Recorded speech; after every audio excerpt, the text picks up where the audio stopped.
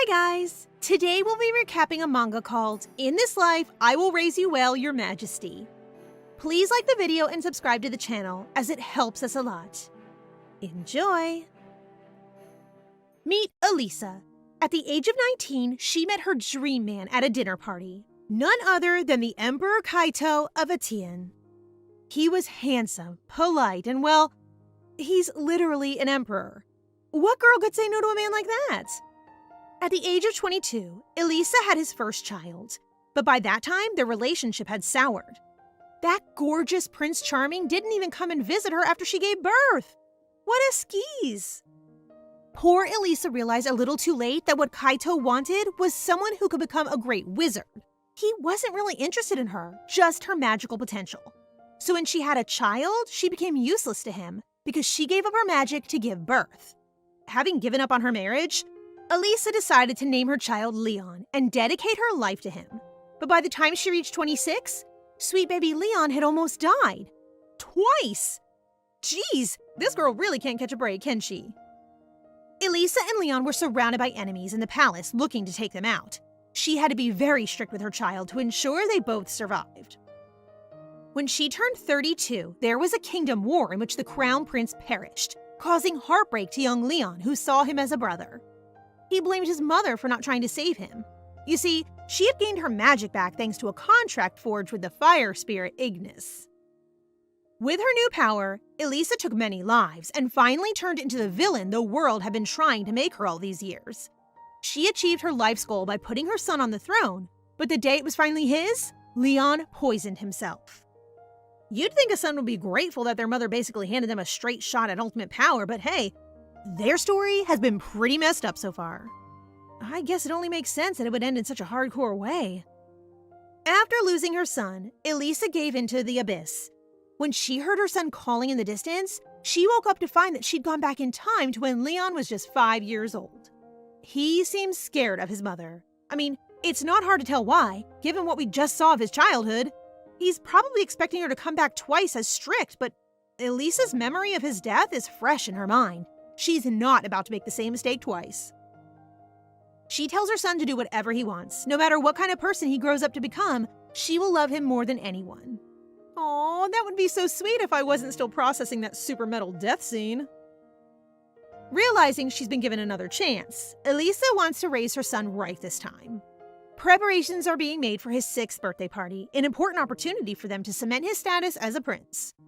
In her last life, Leon's party was a mess. At the hands of her rival Queen Isabel, it turned into a fiasco where no one showed up. This time around, she's determined not to let anything get in the way. Although it looks like it might be harder than she thought. Even now, Leon's tutor is undoing all her hard work by telling him his mother's kindness was all just a test to check how dedicated he was to becoming prince. Wow, why is everyone so manipulative? No wonder this kid grew up with so much trauma. The next day, the Empress Elisha walks in on her son's lessons to find his tutor berating him. She's yelling all sorts of horrible things about how he'll never be crowned prince and how his mother is just a concubine. I can't wait until she realizes who's been listening at the door. Ooh, you're in trouble now. The Empress is not happy. She shoves the tutor on the floor and tells her to get out, threatening to punish her later. Once they're alone, Leon apologizes for acting so pathetic. Clearly, he's embarrassed about crying, so his mother tries to cheer him up by admitting that she used to drink her own pee? What the heck? I don't know if you needed to go that far, bestie. Anyway, it kind of works, probably because Leon is so disgusted that he stops crying. Elisha apologizes for putting him in that position and tucks him into bed. Her son's governess was a well-known teacher, but she's crossed the line this time. She asks one of the maids to fetch the tutor, but she's nowhere to be found. The Empress gets suspicious and calls the guards to Leon's room immediately.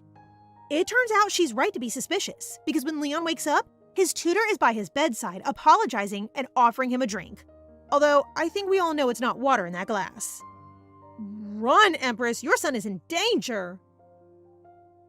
While the guards are on their way, Elisha tries to summon Ignis, the fire spirit whose contract is bound with her soul.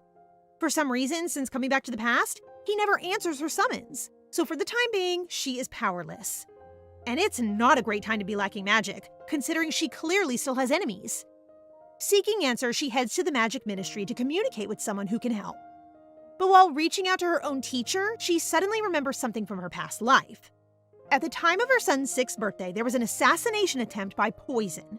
In the end, it was all pinned on a newly hired maid, but the one to point the finger was Leon's tutor. Can you see where this is going? When Elisha connects the dots, she sprints back to her son's room to find him beside his governess, holding the glass she gave him. She immediately snatches it from his hands and turns on the tutor. The jig is up when Elisha drops a silver pin inside the glass and it changes color. Just water, was it? Nice try, you evil witch. The guards arrive just in time to carry her away. Before she disappears, Elisha asks the tutor who ordered her to take her son's life. In classic villain fashion, she only responds that she couldn't handle the truth, even if she did tell. Well, that's infuriatingly vague. Thank you, madam. Now exit stage left. Now the danger is averted, we get a chance to go back and see what Elisha spoke about with her teacher. They have a strange kind of relationship. He teaches her magic, and in return, he gets to take credit for the magic formulas she creates. You see, the magic system in the Atian Empire is a little complicated. They have 3 demon towers, each with their own master. William, her teacher, is one of them, and also a 7th-class wizard. So that means he's pretty damn powerful. Honestly, their conversation is a little complicated and very underhanded, but the gist of it is that William needs her help to solidify his position as the Demon Tower Master. So in exchange for her formulas, Elisha demands that he attend her son's birthday party. Not a lot to ask, right? Of course, that won't be all, but she doesn't want to show her hand just yet. She promises to give him more details when he visits the palace, and then hangs up. I'm not totally sure what just happened, but I think Elisha just had a major girl boss moment.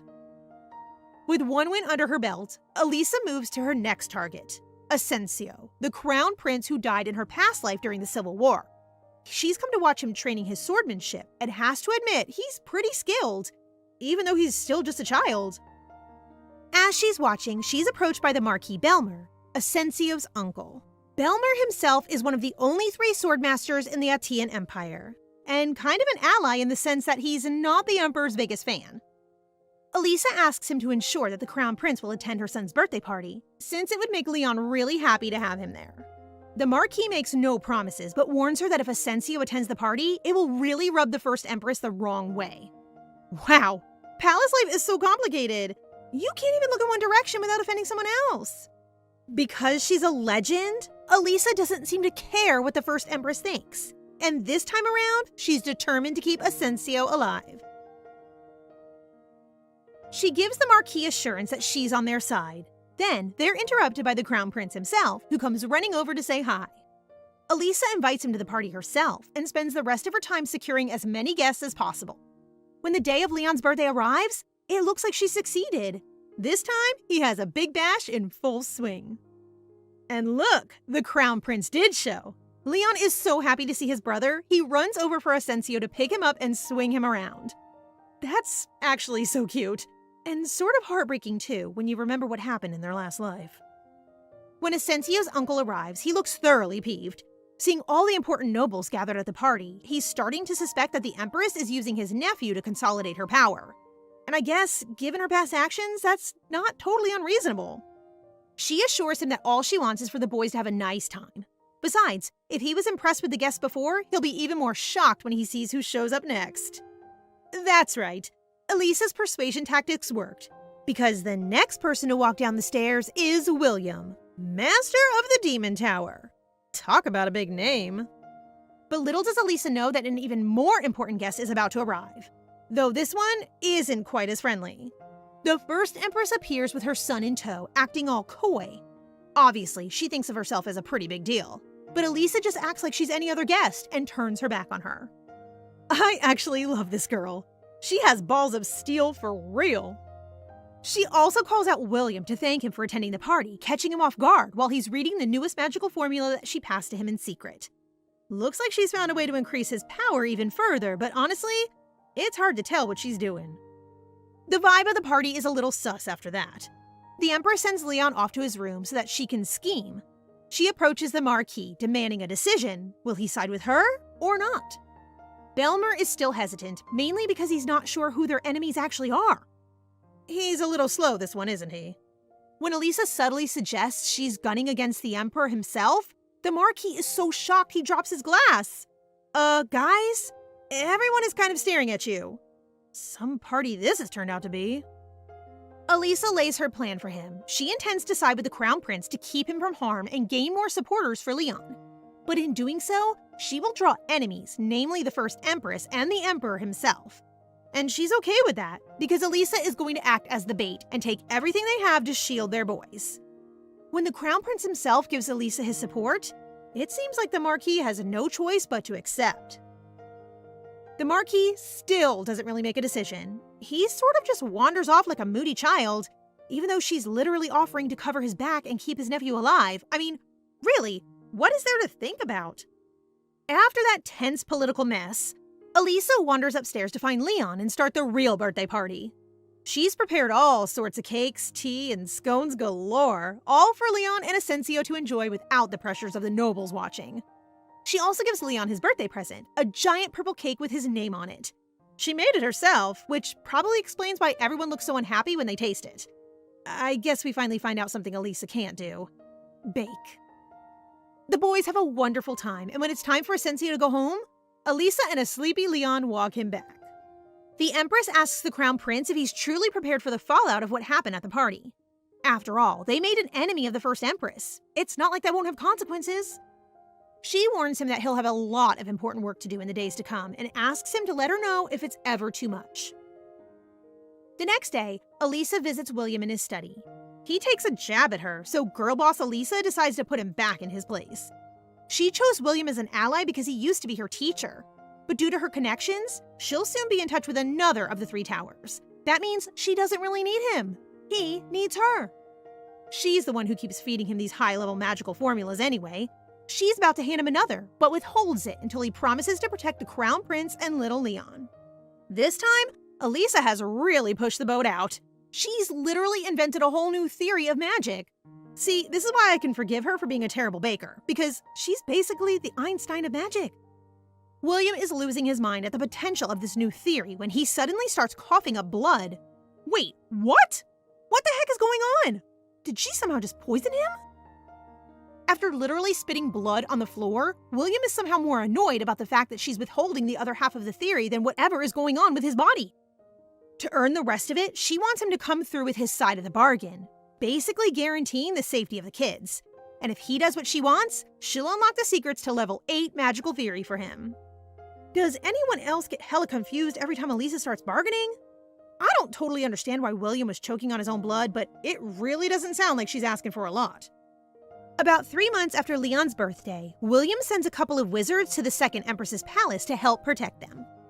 One is an old man named George, and the other is his disciple, a young girl with super cool hair who goes by Jillian. Jillian is very talented herself and has worked with Elisha in the past. Even Leon recognizes her when he comes running in. He takes such a liking to her that the Empress even invites her to come and have lunch with them and the Crown Prince. Damn, are they just gonna leave George out like that? Seems a little harsh. The kids have a picnic in the gardens together, though it seems like Jillian and Asensio are kind of fighting for Leon's attention. While they're having an idyllic little brunch as a quasi-family, they overhear some knights nearby bad-mouthing the Crown Prince and the Empress. Because he's an adorable little gentleman, Asensio takes it upon himself to shut them up. But Elisha is obviously not going to let him ruin his reputation like that, so she goes with him. Plus, they were also snitching about her, so I bet she wants to teach them a lesson. They end up going over all together. Before they can even get a word out, one of the knights drops to his knees and apologizes for bad-mouthing him. Well, sort of. He then also says that the entire Royal Legion think the same, and accuses him of abandoning them for the Second Empress, so not really an apology at all, actually. That's when the Grand Lady herself steps in. Oh, this is gonna be good. She stomps all over him, saying he disrespected his master by gossiping about him in front of everyone. For some reason, this dude will not quit, and even says if she hadn't lost her magic, he would challenge her right here, right now. Obviously, Elisha isn't one to back down from a fight, so she accepts. He thinks it's some kind of trap, that she's going to make him responsible for hurting her. To prove she's not messing around, she draws his sword. Little do they know that the Marquis Belmer and the Emperor himself are on their way over for an impromptu visit. Ugh, that guy has the worst timing. Something tells me this is going to get messy. Elisha is now gearing up for a duel with the rude knight, who seems pretty confident about his chances against the Empress. He strikes first, shocked to find that not only does she know how to use a sword, but she's strong enough to block him. That's our girl for you. Realizing his pride is on the line, the knight goes all out. He attacks her with all his strength, but no matter what move he makes, Elisha blocks it cleanly. When the moment is right, she strikes, landing her sword literally inches from his neck. I told you, she really can do everything except bake. Suddenly, the knight lunges back, striking so hard that he breaks her sword in two. Surely that's against the rules. Just before he lands the killing blow, a stranger charges in and blasts the knight aside. This, ladies and gentlemen, is none other than the Emperor's first sword, Rohan Scherzer, the strongest knight in the Empire with a heart of gold. And a face of gold, if we're honest. Seriously, look at this guy. Turns out Elisha and this guy have history. In her past life, he even died because of her. Unfortunately, the Emperor is right behind him and just has to cut in and ruin the mood. It's been a long time since these two are face to face, but he's pretty surprised to find her in the middle of a duel with one of his knights. And winning, if the weasel hadn't cheated. The knights apologize to the Emperor, but Elisha cuts him off and says the person they should be bowing to is Asensio. She's really treading close to the line now. The Emperor coolly says that an apology to him is just as good as his son. When Elisha asks him to demonstrate the majesty of the Empire, he even threatens to kill them or cut off their limbs. Yikes! Instead of that horror show, Elisha suggests he disband their legion and form a new band of knights with the Crown Prince as their commander. And this time, they should be made of ordinary people, not nobles who are too arrogant and easily swayed. The Emperor suspects that Elisha has been brewing this for quite some time, which, let's be honest, she probably has. But instead of trying to squash her schemes, he accepts her proposal. Once he's gone, poor Leon seems a little upset. His dad didn't even look at him, and he didn't acknowledge Asensio either. Would it kill this guy to do his job as a parent every once in a while? Jeez, I really don't like him. Elisha reassures the boys that it's not their fault. He's just a douchebag. No, she actually says that. Because she's just that baller. She tells them that they have to love themselves more than anyone else in order to stand firmly on their own 2 feet. That's when the people around them will recognize their confidence and be able to give some love back. In the middle of her lecture, Elisha realizes Sir Rohan is listening in. Did she not want to check that beforehand? Probably not the best idea to talk about how horrible the Emperor is when his top knight is standing literally right there. He assures her that nothing she said will make it back to the Emperor. She tries to move him along, but Sir Rohan notices a wound on her hand from the duel and offers her a handkerchief. Ugh, seriously? He's like the perfect man. The next day, she and Leon are on an outing to the capital with Sir Rohan.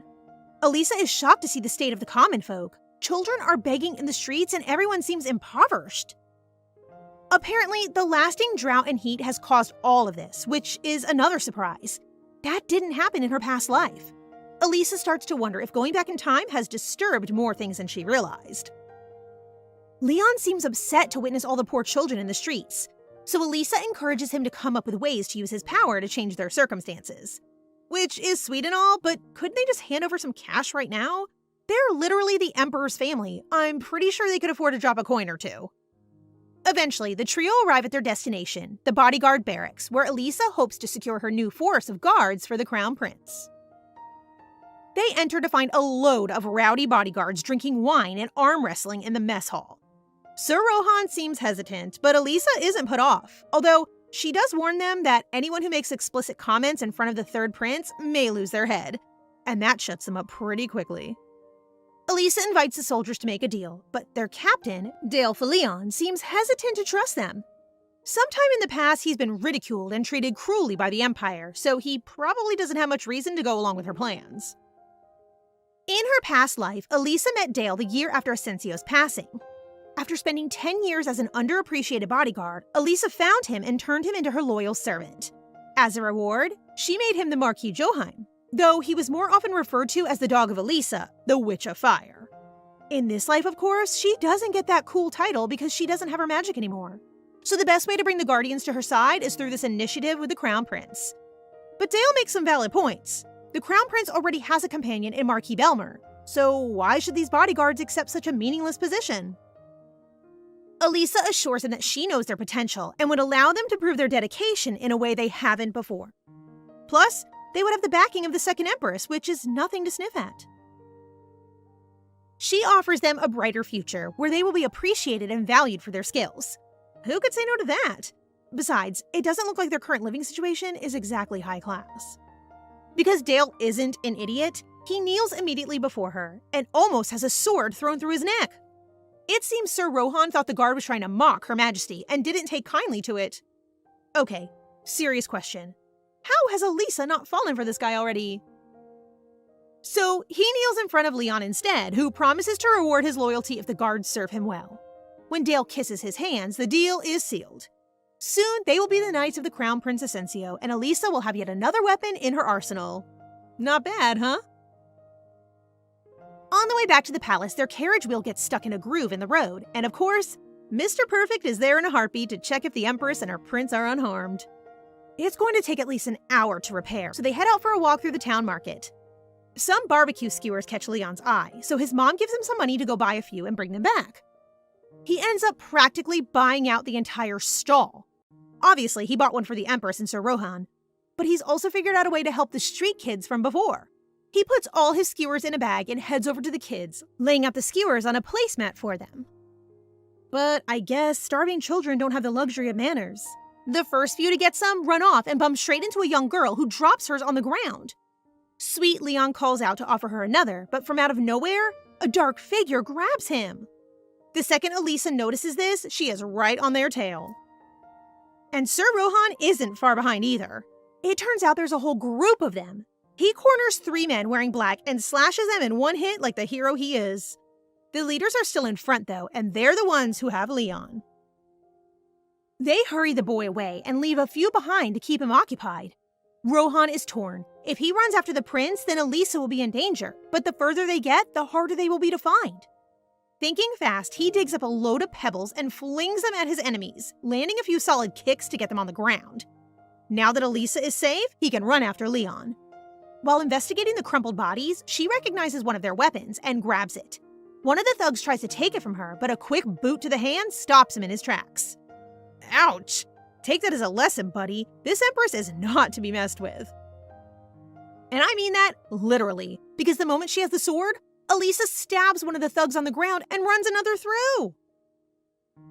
Soon, Rohan returns with Leon safe in his arms. She cries out with joy at seeing her son, but in the second it takes to distract her, one of the thugs rears up behind her. Elisha turns, taking the slash through her dress and returning his attack with twice the force. The next second, he's on the ground, very much dead.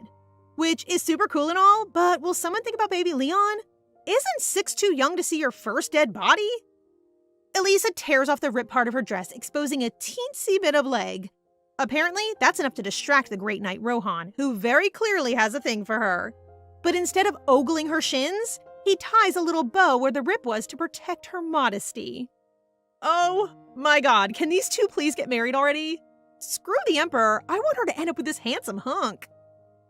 After a little bit of teasing, she thanks Rohan for saving her son. They both have suspicions about who exactly ordered an attack like this, especially since one of the thugs had a potion of some kind and was clearly going after the Empress. But really, it could be just about anyone. The first Empress is certainly a suspect, and when she hears how Elisha returned to the palace after some kind of incident, she seems delighted. But then, she's a horrible person anyway. I suppose that doesn't mean she did it. The Emperor himself has also been keeping tabs on her, using a spy to confirm whether she can or can't use her magic anymore. So long story short, no one can be trusted. Once the royals have settled back in the palace, the recruitment of the new knights is due. Leon asks Rohan to come and watch it with him.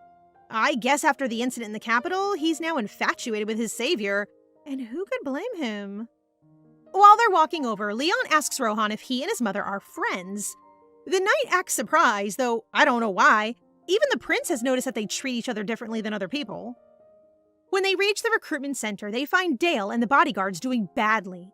The recruiters aren't impressed with their skills or their ability to manipulate mana, though it seems like one of the commanders is giving them a particularly hard time. Sensing foul play, Rohan wants to go up and interfere, but Elisha warns him that might put his position at risk. See, this is how you know she actually cares for him. She would never stop someone else if their actions still benefited her. I'm telling you guys, these two are endgame. Rohan sees this as his responsibility, so he's willing to risk it. And just like his job, he comes in swinging. He accuses the commander of discriminating based on their background and steps in to test the trainees himself. Oof. Now, remember, Rohan, you have to go easy. Not everyone is as crazy strong as you. He goes head-to-head with Dale, who is quickly exhausted trying to keep up with the Emperor's first night. But he lasts way longer than any of the palace knights, which is a real testament to his skill. Begrudgingly, the commanding officers agree to approve their abilities and report back to the Emperor. Elisha thanks Rohan for stepping in and invites him to tea. Rohan tries to refuse. After all, he's probably very busy with all his responsibilities. But one look at Leon's shining face and he's a goner.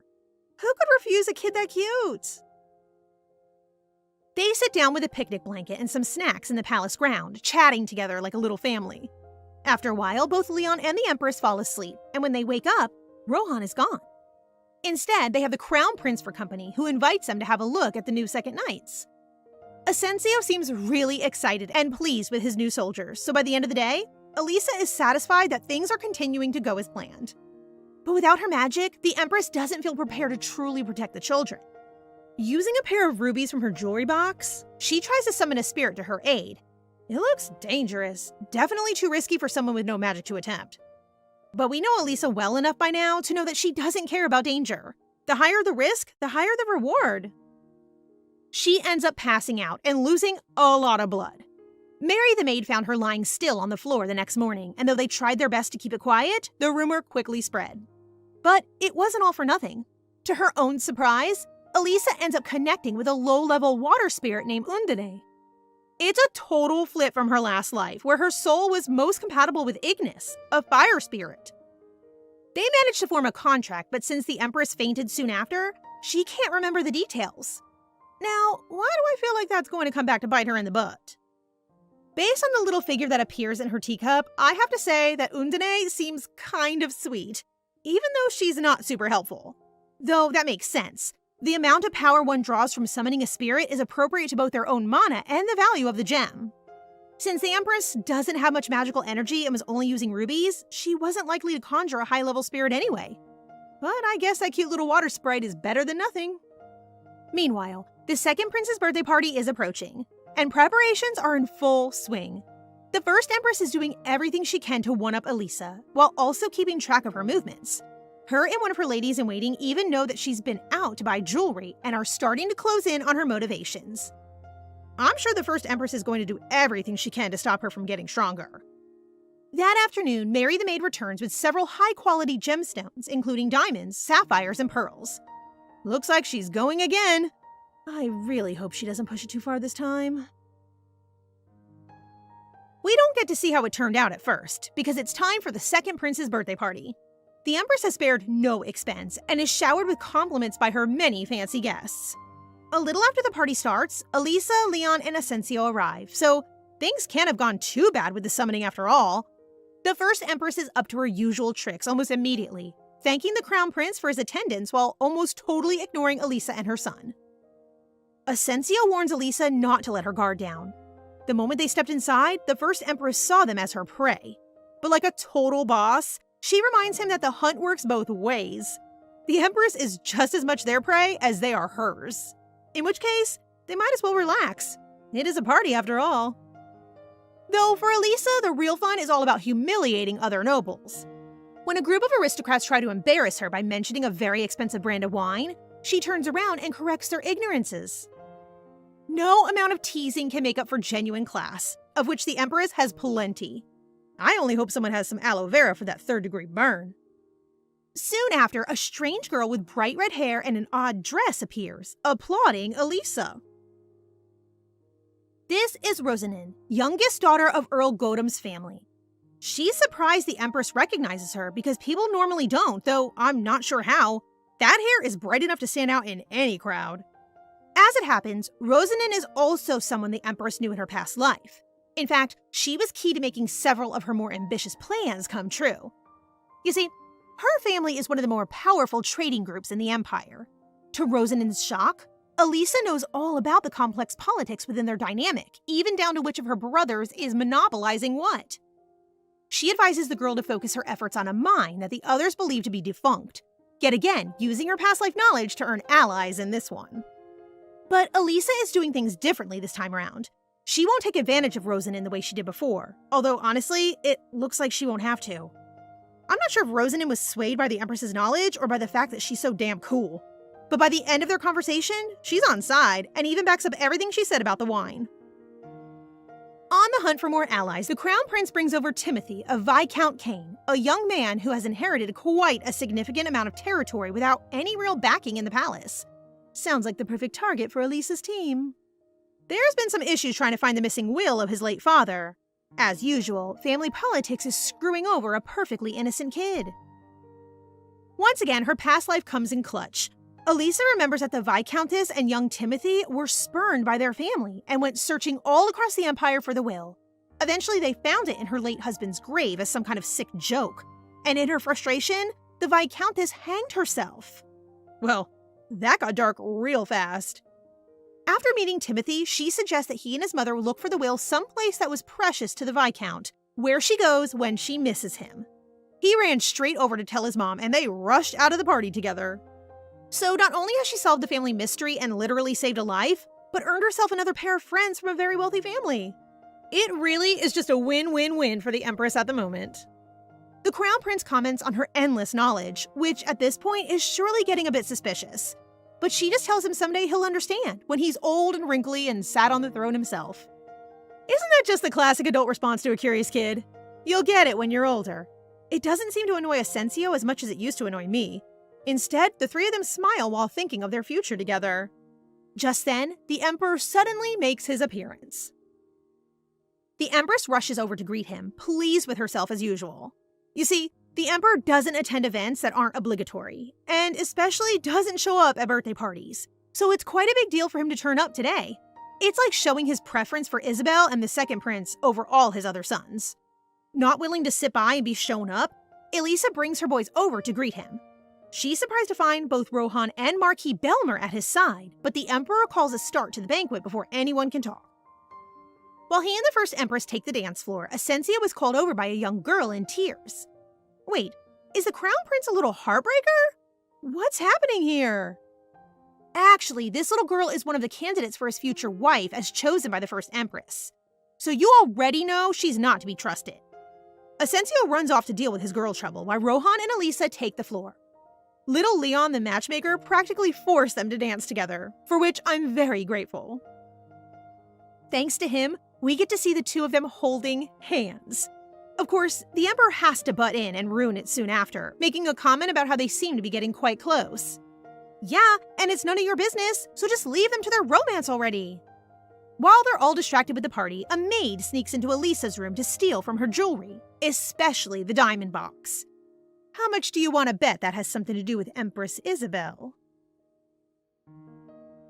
Meanwhile, Elisha and Sir Rohan are ballsy enough to hold hands in front of the Emperor. So he tries to assert dominance over his wife by taking notice of her lovely ruby earrings. Elisha doesn't take kindly to him touching her, so she brushes him away. Her husband fires back by asking if she knows who sent the jewelry. But of course, our girl doesn't miss a thing. The design of the earrings is almost identical to the handkerchief Rohan gave her, so she put two and two together. As it turns out, the trail led back to Jalen, Sir Rohan's wife. Wait, wife? I didn't realize he was already married. But technically so is Elisha. Ugh, why do things in this court have to be so freaking complicated? Anyway, Jalen was kind of given to Rohan in some messed up scheme of the Emperor's, and now he uses her to keep his knight in check. It seems like this mysterious wife sent the jewelry to Elisha as a kind of warning, to let her know she's been watching. I mean, that's fair. If my gorgeous knightly husband had been following someone as gorgeous as Elisha, I think I'd be threatened too. The Emperor suggests they stop provoking Jalen and dance with their actual spouses instead. Even though I'm pretty sure he just said that to show off to Rohan, Elisha can't refuse. But as she takes his hand, someone screams at the first Empress across the room. It's one of Elisha's own maids. She's holding one of the pieces sent to her, trying to make it look like she stole the necklace from the first Empress. Well, that's hardly a surprise. That whole setup was fishy to begin with. It was only a matter of time. Elisha asks them to provide proof that it definitely belongs to Isabel. So she opens the box, at which point Elisha literally flicks her on the forehead and snatches the necklace. Wow. I didn't know we were resorting to playground tactics, but okay. The first Empress tries to grab it, but in the scramble, the necklace falls and shatters to 100 pieces on the floor, which is pretty surprising since diamonds don't shatter that easy. Elisha quickly turns the situation on its head, accusing Isabel of trying to set her up in front of everyone. Obviously, she tries to pin it on the maid instead, who tries to save her own hide by announcing to the entire ballroom that the second Empress has been summoning demons. Which, firstly, not true. And secondly, if you're gonna go down with some dignity, babe. This is not a good look. She goes on this whole speech about how the second Empress's palace is getting all freaky, and it must be the result of corrupt wizardry and demons. Even the Emperor and Empress look pretty doubtful, but Elisha doesn't try to deny it. Instead, she offers the terrified guests a chance to see this famous demon who has been terrorizing her maid. She uses her magic to show off a little, stunning the guests who are watching and catching the little water spirit in her hand. It flies over to give Leon a little bump on his nose too, which is adorable. I mean, look at that thing. Does that look like a demon to you? The second prince is having none of it. He storms over and tries to grab the spirit, causing a small explosion. Somewhere in the commotion, the Emperor picks her up, though I have no idea why. He seems to find the whole situation kind of funny. At least he isn't mad, I guess. But he does take her earrings off, promising to give her some better ones instead. Meanwhile, the first Empress is watching on, clearly furious, which gets Elisha thinking. Is she being used as bait? Is the Emperor just humoring her to keep his other wife in check? It's not yet clear. One thing that is clear is that Elisha is super popular after proving her magical prowess at the party. People stop paying so much attention to Isabel and start showering Elisha with gifts. She's also received a visit from two big fans of hers, the Viscountess Kane and her son Timothy. Her tips were exactly what they needed to secure the will of her late husband, so she's come to give her thanks. And she has spared no expense. She just brought a whole load of gorgeous jewelry. I wish people thanked me that way, bringing me a bucket of priceless gems every time I did them a favor. That'd be nice. Anyway, Leon and Timothy are getting along just as well as their mothers. The boys come rushing in and ask to see Undine again. So Elisha summons her and demonstrates her abilities by conjuring some jets for the boys to play in. That night, while she's tucking him into bed, Leon tells his mom how much he enjoyed today, and Elisha sings him to sleep with a lullaby. What a perfect image of mother and son. This would never have happened in her past life. The next day, the Emperor and some of his advisors are meeting in the throne room, and they don't seem quite as happy as the others to hear the news of the Empress's new spirit friend. Partly because they don't believe she's really capable of summoning a spirit. And perfect timing, Elisha walks into the throne room right then, bowing in front of her husband. Apparently, she wrote a letter yesterday explaining that her new spirit could help the Empire, and she's been summoned to explain how. So the second Empress explains the water spirits are generally pretty gentle. They're able to draw water to their user from a great distance, but that depends on the spirit's grade. Undine is fairly low level, so she's not especially powerful. But because she can detect water from some distance away, it would make Elisha able to map out the waterways flowing beneath their empire. In times of drought, this would be incredibly useful. They could redirect underground tributaries and literally save lives. She's always thinking, our girl. The nobles seem hesitant to believe that this is even possible. The brother of the first Empress, Raymond, is especially critical, because of course he is. She points out that the western part of their empire is suffering greatly because of drought. So what do they have to lose by trusting her? She turns to the Emperor for aid, and surprisingly, he's actually on her side for once and tells her to lead the way. After the council meeting, the two of them head to the gardens for a walk, where he commends Elisha on the way she handled the nobles. He seems to struggle with them, and given how self-interest Isabel's brother is, I can see why. In a rare moment of kinship, Elisha reminds her husband that he's the one who sits on the throne. The people of the Empire are his subjects, so at the end of the day, it's his choice how to look after them. Jeez, you'd think that much would be obvious. Grateful for his wife's support, he praises her for wanting to use her magic for good. But the plan Elisha has suggested will need a lot of different spiritualists to take part, and the nobles don't have a particularly good relationship with wizards like them. She needs to work hard to make this plan succeed. While she's scheming, the Emperor catches something in her eye and reminds her of her place. He says she's got the look of someone who wants to lead, and reminds her that no master can tolerate a servant who wants to get ahead of him. Ugh. I've said it before, and I'll say it again. I really hate this guy. Like, seriously? She's your wife, not your servant. At that moment, Undine arrives to tug on her hair, letting Elisha know she's found one of the water veins they were searching for. Meanwhile, Empress Isabel just got word that her husband and Elisha were walking in the gardens, and seemed to be getting on rather well. Being the jealous witch that she is, Isabel sprints straight over, clearly hoping to intervene. When she arrives, she immediately shoots Elisha a filthy glare, while one of her brother's servants fills her in on the waterway plan. She doesn't seem happy about the idea that they might be about to dig up the ground, since they seem to be headed for her garden. But instead of showing her anger, Isabel puts on a good face and invites him inside warmly. Her brother can see that she's furious and tells her not to lose her temper. The Emperor is trying to provoke her, and the moment she gives in, she'll have lost her power. Well, he's not wrong, this Raymond guy, but what I wouldn't give to watch Isabel fly off the handle. Even I have to admit that the Empress's gardens are really gorgeous, so she must be devastated when Undine finally lands on a pretty patch of roses, signaling that there's a water vein beneath them. Because it was Elisha's magic that found it, she cheekily suggests the nobles be the ones to dig it up. Oof, I'm sure that's not going to go down well at all. Predictably, Raymond kicks up a fuss, so Elisha suggests they call the Imperial Guard instead.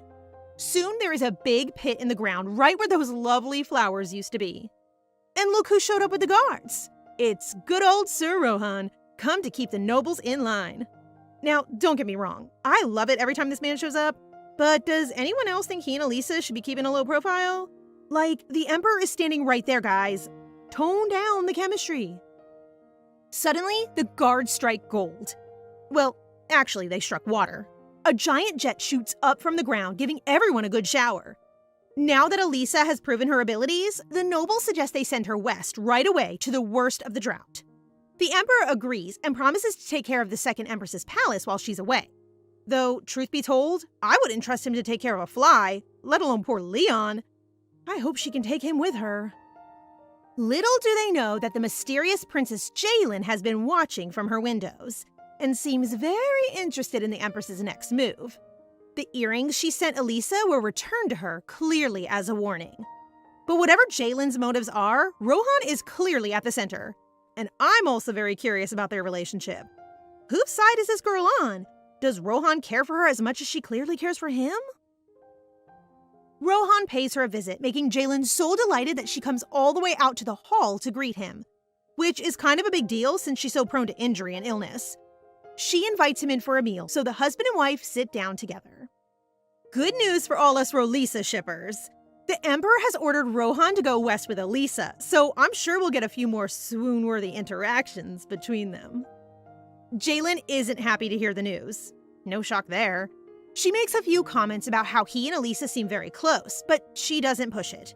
Mainly, she seems sad that he's going away and asks if he wants to spend the evening together. No, not like that.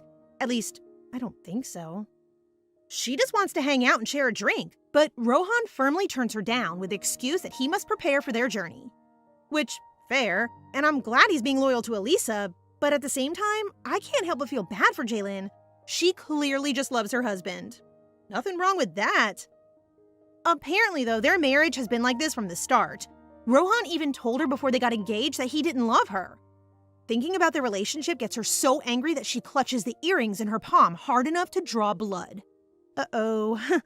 I take back what I say about Jaylin. She seems like bad news. Back at the palace of the second Empress, Elisha has had a lot to prepare the last few days. And things have been busy for Asensio too. He had his first official government meeting, and for the first time, people respected him and treated him like the crown prince. From now on, he'll report all the Empress's endeavors in the West to the government himself, since she doesn't trust anyone else to do it. Asensio is touched that she trusts him with something so important and says he wants to make her proud. Aw, of course she's already proud of you, Asensio. The next day, a suspicious-looking present arrives for Elisha. She has good reason to be wary, but since it was sent by the Emperor, she can't refuse. She opens the box to find a fancy tunic, trousers, and a large cape with the imperial seal. I can't lie, the fit is fire. We may not like the Emperor, but he's got good taste. Leon catches her in the hallway as she's leaving and says she looks really cool. Like a crow? I guess because of the cape? I don't know about that one, little buddy, but whatever you say. Things are all set up for her trip. The Western nobles who will accompany her are already waiting, as is the Emperor. They're all pretty shocked when she arrives, but the Emperor is happy to see her wearing his gifts. Apparently, the style is modeled after the only female swordmaster on the continent, which is kinda cool, I have to admit. It's only fitting that he also provides her a sword and straps it himself so that no one will argue about her carrying a weapon. Trusting Asensio to keep an eye on things in her absence, Elisha steps in the carriage and they're off. Wait, I don't see Leon anywhere. Did she take him or no? Elsewhere, a group of knights we haven't met yet are facing down an endless horde of frog monsters and slowly losing stamina. One of them is just about to give in when the Marquis Vamer arrives and slays them all instantly. Nice hero moment, Vamer. But what's he doing in the middle of the woods? I guess he's been caught up in a quest for the Emperor and keeps getting sent to take care of monsters in this region. The drought seems to affect the number of monsters, so they've been getting stronger and causing a lot of issues. And time again, it's him who has had to solve them. It seems like he's about to lose his temper when he remembers the words of Empress Elisha, telling him to swallow his anger and not cause a scene. After their meeting is adjourned, he's out in the grounds when someone approaches him about having dinner with their daughter. Jeez, this guy can't catch a break. Vamer, kill this frog. Vamer, marry my daughter. It must be exhausting to be a handsome knight in this empire. He hears talk from the other nobles about Elisha's journey west and wonders how she's doing. Little does he know, his ally is riding a horse at full speed through their party, with little Leon in her lap. I knew she wouldn't leave him behind. Leon is impressed with his mother's riding ability and seems super excited to be out on an adventure with her. And with any adventure, there are dangers. Elisha spots one in the bushes to their right and kicks her horse into a chase, covering Leon's eyes while she tells him it's nap time. Right, like any kid is going to fall asleep on top of a horse, let alone at that speed. A few giant monsters leap out of the bushes, so Elisha speeds ahead, conjuring a wall of water behind her. She even manages to leap to the top of a pile of logs, using her magic to keep them tied down until Rohan arrives. As usual, he makes quick work of them, and when his knights finally get to the scene, they find all the monsters already taken care of. Between him and the Empress literally looking down at them all on horseback, I think the term power couple is most appropriate here. Apparently, Leon was sleeping calmly through all of that, which I don't believe for a second. The danger has passed, but Elisha is still surprised at the number and unity of the monsters. It looks like the effects of the drought are being felt everywhere these days. Their next destination is the Duchy, where the Duke has received news of their latest attack and decided to send his second son, Jonathan, to meet the Empress and ensure her safe arrival at the castle. The Duke himself seems like quite the shady figure. He has 2 children he favors highly, and 2 he seems to hate. He asks them to keep an eye on the Empress while she's in their territory and make sure they don't miss a thing. Now that's sus if you ask me. The traveling party have made camp for the night, so Elisha and Rohan decide to get some sword practice in. Oh my god, it's perfect! A little duel is exactly the romantic tension we need to get a confession out of Rohan. Although Rohan is skilled, it's Elisha who comes out on top, and even tells him not to go easy on her in the future. So, no confession, but one heck of a hot moment right there. That evening by the campfire, Leon and Elisha are having a little heart-to-heart when suddenly Jonathan, son of the Duke, arrives at camp. He introduces himself and explains that he came to meet them because he heard about the attack. It seems he and Elisha have already met. And from her past life, she remembers that this guy will grow up to become the Devil of the West. Whatever that means. I mean, he can't be good, can he, with a name like that? They get moving as a unit in the morning while Jonathan's elder brother Patrick and his sister Anne are making a plot to cement their own positions in the family with the arrival of the Empress. When she arrives, the Duke's daughter is all gracious and sweet. Little do they know, they're dealing with Miss Elisha, who doesn't take crap from anyone. She's also very good at sniffing out those who are untrustworthy. Maybe that's why she kicks up a fuss when they arrive.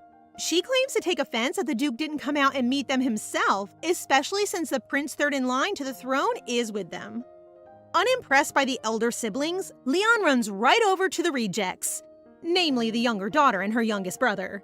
He tries to make friends with the kid, and even borrows some of his mother's magic to try and play with him. This is why Leon will always be my favorite character. He's just so pure. The adults sit down to formally greet one another while the kids head off to play. The Duke's youngest daughter watches on with surprise as her little brother Benjamin quickly warms to Leon. After her meeting, Elisha drops in to check on her son and slumps on the couch for a nap. The daughter is surprised to see an Empress acting so informal. She's even more surprised when Elisha starts sniffing her cloak, offering it to Leon to ask if it smells. Well, they have been on the road for quite some time. It's no surprise if she's a bit stinky. The daughter offers to wash the cloak, for which Elisha is very grateful. Honestly, she kind of just treats her like any other person, but clearly this kindness is so rare for the girl that she's inspired to help even more. She agrees to take the entire outfit so that she can mend and wash it for her. Which is sweet and all, but I mean, is someone gonna get my girl Elisha something to change into? Later that evening, the Duke's house are gathering for dinner, including the Duke's eldest daughter, Anne. The other noble ladies seem eager to shower her with compliments and basically just kiss her butt. There's a rumor going around that the Empress will not be attending because she would rather hang out with the Duke's daughter-in-law than attend dinner with the rest of the nobles. They assume that Elisha and the girl are getting on so well because they're in similar positions, at the outer edge of a noble family, heavily disliked and nowhere near in line to the throne. Which may be true, but it's not something you want to be saying loud enough for Elisha to hear when she walks in seconds later. That's right, ladies. You've really done it now. The others are pretty embarrassed, but Anne the bully doesn't seem fazed at all. So Elisha asks her straight up if she has anything to say, while the whole ballroom is totally silent. This is what we love her for. Go get him, Elisha! Anne doesn't bend. She basically just says she had no intention of offending the Empress, but doesn't regret anything she said. Which is pretty bold, considering she also slipped in some comments about Elisha's commoner upbringing. Like, does she want her head chopped off or what? Before she gets a chance to clap back, the Duke arrives and dinner begins. He invites Elisha to give a toast, and at first, she just thanks them for their hospitality. I mean, what else does he expect her to say after his daughter just insulted her? But after letting the room sit in uncomfortable silence for a second, she gives a big speech thanking the duchy for supporting the Western Empire, which wins everyone's approval. Once the others dig in, she continues digging for opportunities with the Duke, asking to visit the plains of Vecchia, which are pretty barren. He has no idea what she's capable of, so he just kind of shrugs and says sure. One of the eldest sons, Patrick, pipes up and offers to accompany her. I guess he just wants to be involved. He has kind of been sitting on the sidelines this whole time. The Duke and his snooty daughter seem hesitant, but Elisha literally does not care. For some reason, Anne takes this as an opportunity to take another jab at the Empress by suggesting they invite the whole duchy to watch her perform magic on the plains. She's obviously trying to turn her into some cheap spectacle, but again, girl boss Elisha just isn't shaken by this. She even says it might be a good idea to invite the people so that they can witness the grace of the Empire firsthand. After dinner, the Duke confronts his daughter about being so snide. She's heard all about what happened in the Empress's garden, and so she was worried about how it makes the Duke look if the same happens here. Maybe she does find a water vein, but then the impossible job of digging through cracked earth will be on their backs. So Anne wants to ensure that if they fail, everyone knows who to blame. And for that, they need an audience. I hate to say it, but this girl is cunning. After she's explained her intentions, her father seems impressed and dismisses her without punishment. Meanwhile, the outcast siblings have reunited after a fun evening of hanging out with Elisha and Leon. They have nothing but praise for the Empress. The young girl Vera is especially taken with her. Looks like someone has a little girl crush. The next day, the townspeople are all gossiping about Elisha and the magic of the water veins. Actually, the girls are more excited to see Rohan than the water spirits, but come on, who can blame them? Back at the palace, Jonathan and Sir Rohan run into each other in front of Elisa's room, just in time to find Vera fitting the brand new cloak that she made herself. Talk about skills! That girl is talented! On the way to the carriage, they stop in front of a lion statue with a huge studded amethyst in its jaws. Elisa seems intrigued by it, but doesn't ask too many questions before walking away, leaving the Duke's children a little confused. Once they're on the road, Leon and his new playmate Benjamin are having fun the way kids do, staring out the window. The roads are flooded with citizens of the duchy who have come to see the Empress's magic.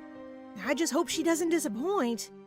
Jonathan also seems worried. He's concerned that his father and sister must be concocting some kind of scheme. Of course, he's right to be suspicious. When they step out of the carriages, the Duke immediately turns the attention of his people to Elisa, asking her to say a few words as they scream and try to reach for her. Obviously, she ignores him and then hands Leon over to Rohan and gets to work, as if it's no big deal. The common folk are in awe as they see water spirits shoot from the dry ground, proving both her own potential and the potential of the Vecchia Plains. Yeah, did you doubt it? She's one of the most powerful mages in the Empire, guys. Get with it. By now, everyone on Elisa's side is a little wary of the Duke. The people are bowing and scraping, literally praying to her as if she's a saint. Surely someone must have encouraged them, which means there's someone here pulling the strings to build her image up on purpose. Elisa has no idea how long it would take to dig up the water veins. Why would she? That's not her job. As Jonathan explains to Vera, the process will take a lot of manpower and a lot of space. They should have already moved the citizens along so that they can get started. So then, why is everyone still standing around? The culprits of this whole situation are sitting in their carriage, watching with interest at the unfolding events. The Duke openly admits that he invited and paid those crazy people to come and build up their excitement, to put more pressure on the Empress and make sure word spreads back in town about who is responsible. Ugh, these two are just so sneaky. I really don't like them. Feeling assured about their plan, the Duke and Anne pull the carriage around to Elisa and suggest they all go home. The sun is going down, and they think it'll be too dangerous to head back once night has fallen, because, of course they do. Sensing a trap, Elisa tells them to head back to the castle. She's going to stay and finish the job she started, or at least work out a plan for the digging. And it's definitely the right move. When the townspeople see the noble carriages rolling away, leaving the Empress alone, it looks like they've abandoned the project with nothing to show for it. It doesn't take long for them to start getting rowdy.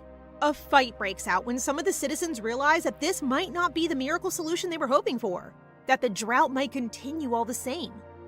Good thing Elisa stuck around to hear their discontent. It makes her look like the only noble who cares about their plight.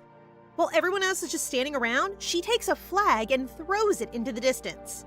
I don't know what kind of magic she triggered, but from the spot where she threw it, suddenly a whole flock of birds burst into the sky. Actually, they're water spirits, one of which grabs the flag she threw. Elisa tells them to take the others and mark the best spots, supposedly where the strongest water veins are located. She orders the men gathered to follow the birds and reinforce the marks so that nothing gets swept away by wind or damaged by wildlife. Finally, someone is actually doing something, but having seen a hint of what she's capable, the citizens get even more dramatic, begging her to have mercy and save them from the drought. I don't know what they expect her to do, all by herself in the middle of the desert. If you people want water so badly, maybe you should go and help them dig. One of the commoners gets shoved to the ground in front of the Empress. He kind of just lies there for a minute. You know, the way you do when you're too embarrassed to get up. He thinks the Empress is going to kill him, but she turns him away. But as the commoners start walking back, she spots a few unhappy faces in the crowd. Clearly, some of the Duke's plants were hoping to provoke her and make her unpopular with the citizens. But did they really expect her to execute someone for just falling over? She's not a psychopath. Just as they are starting to turn away, Elisa gives it one more shot. Undine appears as another bird, flying into the ground beneath a marker and spreading through the cracks in the earth. It starts to rumble, glowing with blue light. And then, out of nowhere, a huge great spring erupts, full of crystal clear water. The commoners can't believe their eyes and fall to the ground in their gratitude. But that display of magic took a lot out of Elisa too. As everyone watches, she loses her balance, coughing up blood as Rohan catches her. Uh-oh, did she take it too far this time? She might have taken a risk, but the people of the duchy are overwhelmed with gratitude, and they know who to thank for this miracle. That night, Elisha and Leon are sleeping soundly in bed when Vera interrupts. Uh-oh, with a face like that, it can't be good news. The Empress doesn't hesitate. In an instant, she is out of bed and asking for her cloak. The issue turns out to be a standoff between Rohan and the Duke. He has gathered the commoners that he planted in the crowd that evening and put them in chains. For some reason, he's decided that these people have opposed the royal family and must therefore be punished. I really don't know how he's got to that conclusion, but since one of them is the guy who got pushed in front of Elisha, this is clearly another one of his schemes. Rohan has the courage to point out that everyone gathered acted with a very clear purpose that day, directly challenging the Duke's authority, and he doesn't like that one bit. He lays down the law, reminding Rohan that this is his territory and these are his people. He can do whatever he wants, and no lowly count is going to stop him.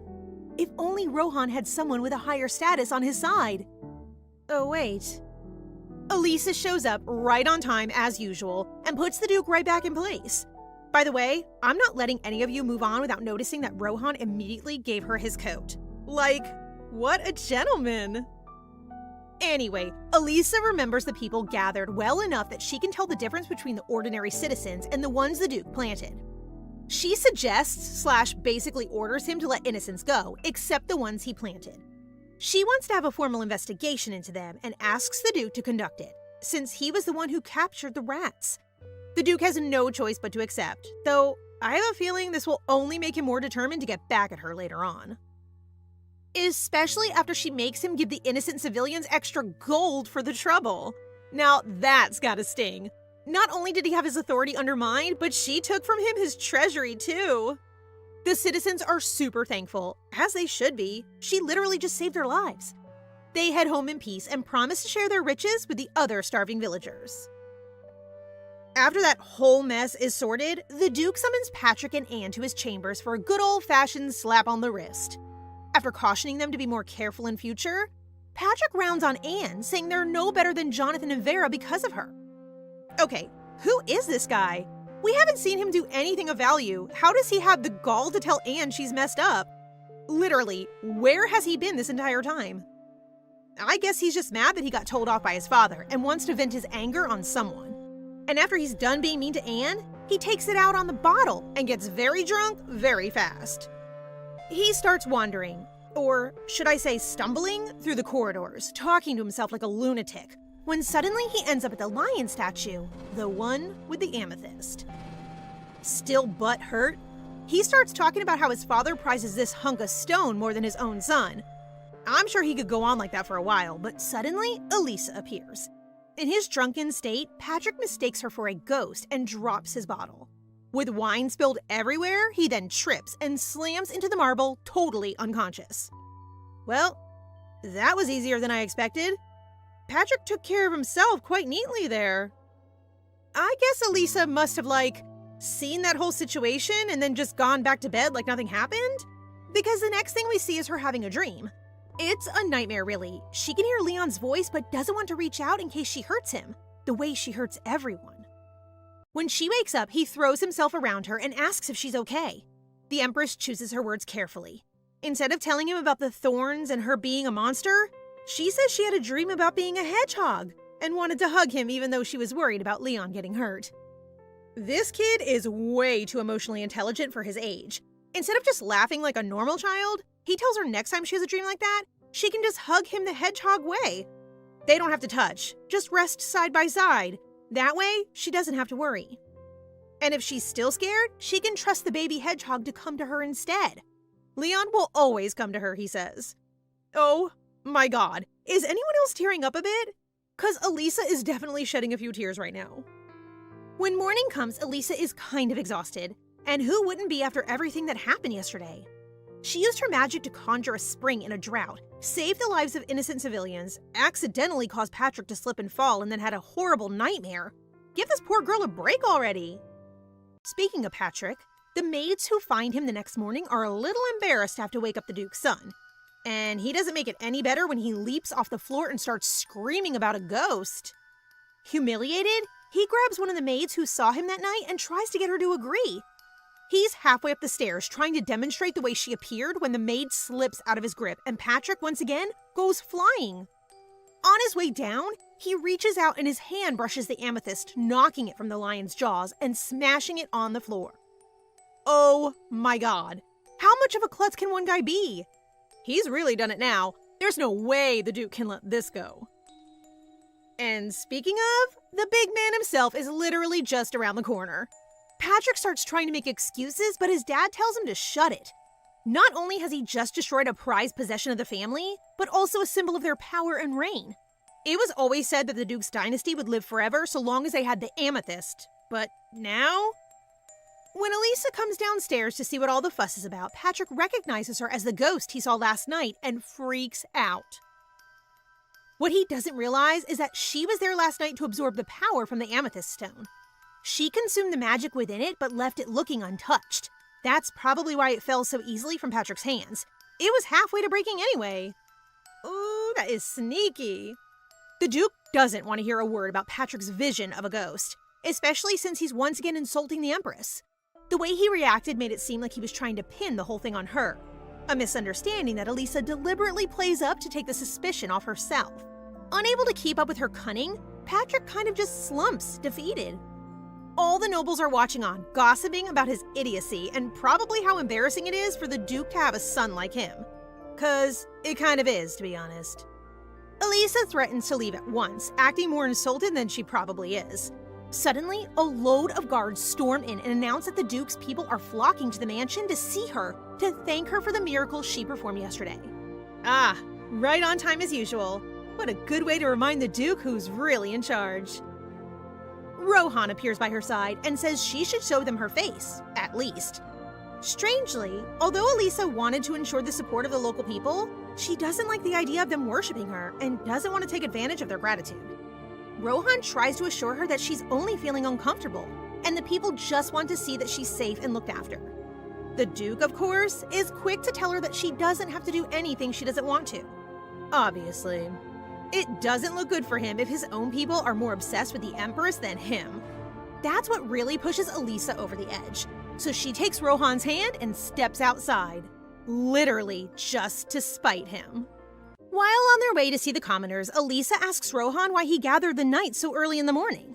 Always one step ahead of the game, it seems Rohan was a little suspicious of the atmosphere at the Duke's mansion.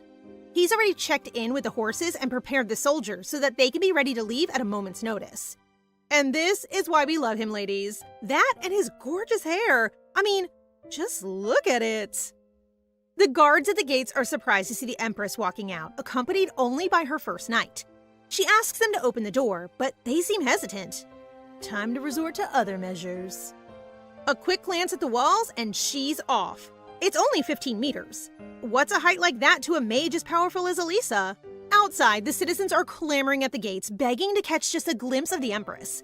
The Duke's men are trying to turn them away when suddenly, a figure rises up over the walls, floating like an angel with the help of her water spirit. The citizens immediately fall to the ground and the guards clear way. Oh, and Rohan somehow makes it over too. I guess he's just got really good quads or something. Elisha speaks first to the ginger man she gave the money to last night and asks him how he spent it. He replies honestly that he divided it equally among the common folk and says he wants to use his share to buy bread for his wife and kids. This makes Elisha very happy. She tells him and all the people gathered there to always have hope.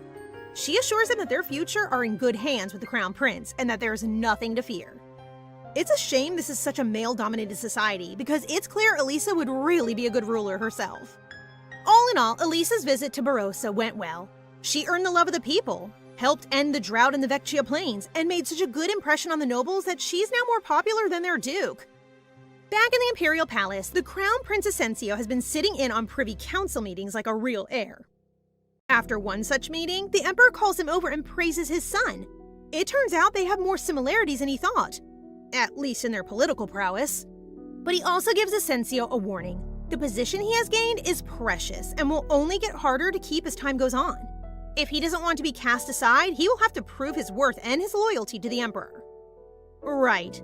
So, just a normal conversation between father and son. Nothing threatening or deeply traumatizing about that. Luckily, Asensio is stronger than that. He's determined to fight his way to the top, not only for the sake of the country, but for the sake of Elisha, who he sees as a mother. Speaking of Elisha, she and her knights have just wrapped up on the plains of Vecchia. where they have done enough work and now can leave the rest to the Duke. Back in their carriages and off to the next territory they go. They brought Vera and little baby Benjamin with them since they will be returning to the Duke's mansion eventually.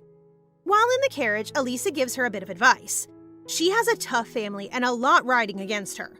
More than anything, it's important that Vera learn how to be strong and resilient for the sake of her son and her husband.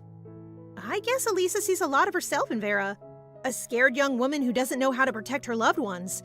In her past life, Vera and Jonathan died a very suspicious death, which contributed to Benjamin becoming the vicious character he grew up to be. Hopefully this time, with Elisha's help, he won't fulfill that destiny. Though honestly, I still can't imagine a kid as sweet as Benjamin going evil. He's just too tiny. After Elisha finished her next mission in the plains, Vera, Jonathan, and Benjamin returned to the side of the Duke. Leon was very sad to part with his playmate, but I don't think you should worry. Something tells me that won't be the last time we see those three. The next location is one of the smallest noble houses in the Barren West Territory, the House Schwefel. They border a kingdom called Kron and a desert, so you can see why they call it barren. There are a lot of tribes operating in the neighboring desert, and most of the area is pretty lawless. Although the Schwefel House governs their territory well, it's pretty obvious that Elisha isn't safe here. The ruling family themselves are also pretty stressed out, as you would imagine in a territory as troubled as this. So they're not exactly over the moon when the second Empress shows up on their doorstep. If anything goes wrong, or she gets hurt in any way, they'll be finished. When she arrives, Elisha is greeted by Baron Schwefel, his daughter Trisha, and his wife. Trisha seems to be the classic stereotype of a stuck-up daughter, and even dares grumble about the Empress taking over their home right in front of her. Bestie, do you want to lose your head?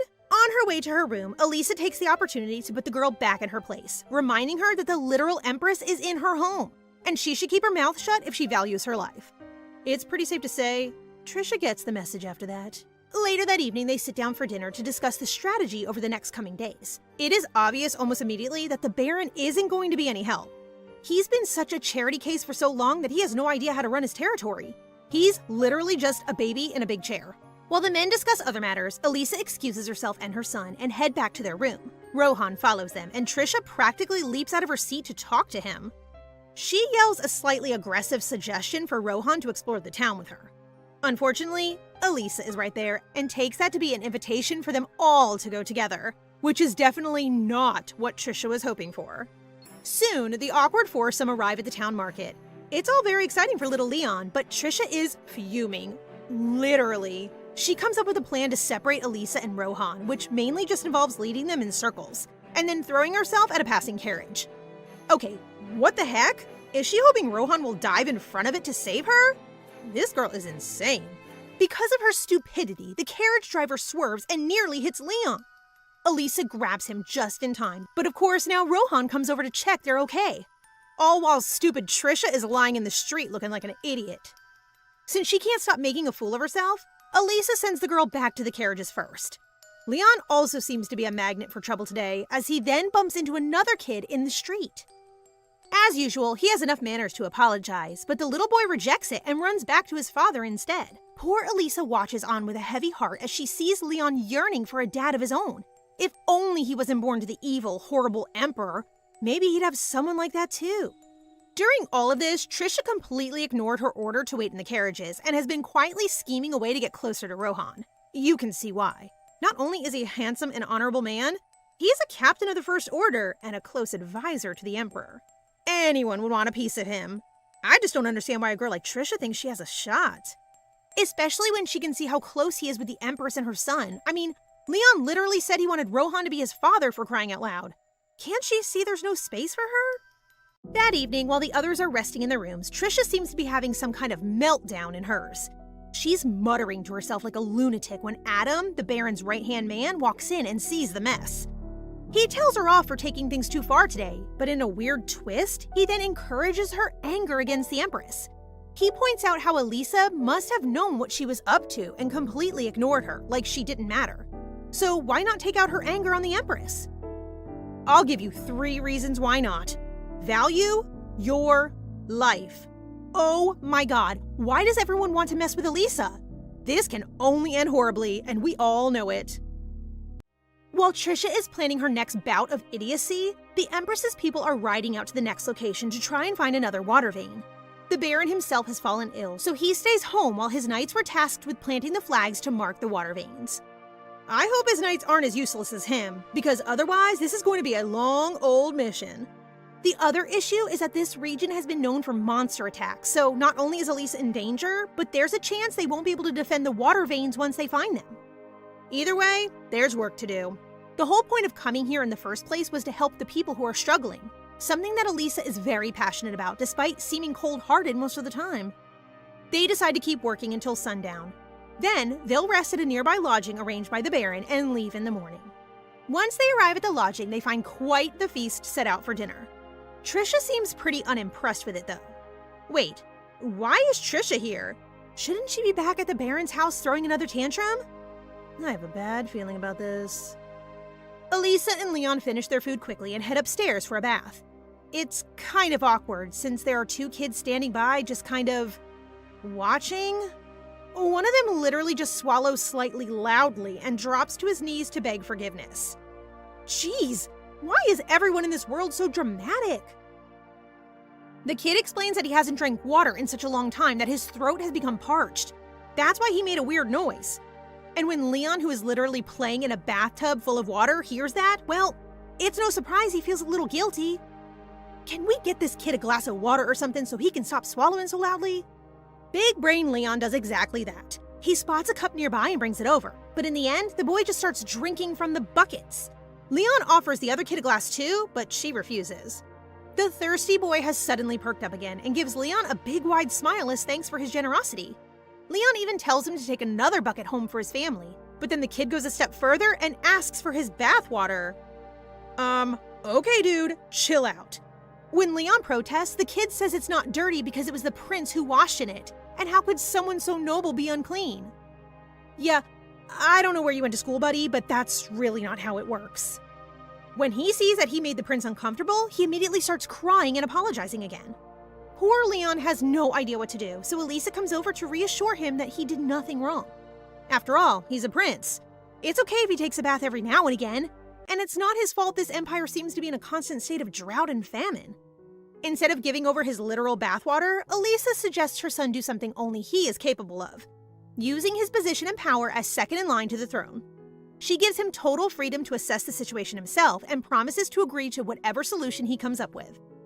While Leon is kind of freaking out at the sudden power, the other kid kneels down in front of him and starts saying how sorry she is that they've put the prince in such an uncomfortable position. Oh, would you guys get over it already? Do you want the water or not? In the end, Leon does what any good ruler would do and decides to listen first. He extends a hand to the kneeling child and asks them what they want. I'm not exactly sure what they requested, but in the end, Elisha goes to visit a rundown village with the child by her side. The local children are too afraid to come out and hide behind wooden shacks while their parents fall to the floor the moment Elisha lifts her hood. I don't know about you guys, but I think this whole eternal gratitude thing would get dull pretty fast if I were Empress. The child wants her to find a water vein in their village. Even a tiny drop of water would be enough, muddy or clean. These people are too desperate to care. Oof, that's tough. Of course, Elisha's magic is powerful, so it's not like it's impossible. The problem is that water is so scarce that setting up a vein here could make this town a target for raiders or evil noblemen who want it for themselves. Elisha, being the girl boss that she is, would probably have said no. But with little Leon and his giant puppy eyes staring up at her, that is simply not an option.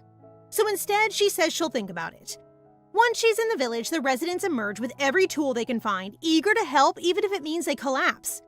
And they probably will. I don't think any of these people understand just how hard it is to dig all the way down to a water vein. Luckily, Elisha has more power now than ever before. After absorbing the power of the Duke's amethyst, Undine is excitable and eager to get to work. So, begrudgingly, the Empress gets down and presses her palm against the ground, searching for the presence of water. It doesn't take long, but now she needs to draw it up. To make sure the earth doesn't crumble around them, she'll need to reinforce the area and make a path for the current to flow. Good thing they've got a well right there in the center of town. It's a lot of effort, even for a mage of her skill, but she gives it her best shot, and before they know what's happened, the well has been filled. Not enough for any authorities to come snooping, but enough to let them bathe and drink for a few days. And to give the people extra protection, she decides to take the little boy on as Leon's servant. That way, no one will mess with the villagers. She is a clever girl, our Elisha. While the Empress has been doing good deeds and saving lives, Trisha has been up to even more mischief. She's somehow acquired a vial of a very suspicious-looking liquid. I mean, nothing good comes in purple, does it? That's the most classic shade of poison I could think of. It was clearly intended for the Empress, but Trisha didn't get a chance to use it. While she's talking to herself like a maniac again, Adam returns to her room. It was him who supplied her the poison and suggested she use it on Elisha. Whoa! These two are in serious trouble when Rohan finds out. I'm talking heads rolling on the floor kind of trouble. This is not your standard fatal poison. It's made of crushed up insect eggs, and when the solution is poured on Elisha's clothes, it will make insects flock to her and attack her. Ew! That is so gross. They're meant to be riding in a carriage together, but the next morning, Trisha finds Elisha atop a horse instead. Thank God, there will be no crawling bug attacks today. The party have hardly left the estate when the Baron's men start to shake atop their horses. Soon, a bunch of them have fallen off and are about to throw up. Elisha's knights think it must have been the village food, since the guards in the inner circle ate and slept in different places. Whatever is happening doesn't seem fatal, and honestly, the Baron's men were pretty useless anyway. It does, however, make them more vulnerable. Elisha suddenly gets a very ominous feeling and warns Rohan. At one signal from him, the knights take out their swords. It looks like those monsters we've heard so much about are finally making an appearance. Trisha, as usual, is being incredibly irritating and just kind of yelling at everyone. Elisha tells her to stay put and keep quiet, which only makes the spoiled brat even angrier as she holds tight to her little vial of grossness. The ground around them begins to rumble. There is still no enemy yet in sight, but that's no obstacle for Rohan. With the instincts of a born hunter, he leaps off his horse and stabs his sword through the earth, right in time for a giant cobra to emerge from the ground beneath him. Oh, damn! I know these guys are powerful, but that thing is pretty big! I mean, are we sure they can handle a 3-story cobra? As it turns out, this isn't any old monster. This is one of the legendary desert fiends, Garyosa. Its tough skin and ability to hide underground makes it almost impossible for anyone to kill. Anyone except Rohan, that is. In literally seconds, he has chopped the snake into pieces, found its weak spots, and rendered it immobile. It tries to pick up a carriage, but then Elisha takes care of the next blow, using her magic to bring the carriage safely back to the ground. It would be incredibly cool if that was it and they dealt with a giant desert cobra in under 2 minutes, but that guy had backup, and they can't take on a whole herd of the beasts. Rohan gives a signal and they ride as fast as they can back to civilization. Elisha tells everyone to take cover, but honestly, I'm not sure what she expects them to do. You kinda led the monsters right toward them, bestie. Adam and Trisha are on one horse together and tell the Empress she should escape the village and take the safe road out to the desert. Which sounds suspicious as heck. Half their knights are out sick and a bunch of fiends are rushing towards them, and yet apparently there's a safe road nearby?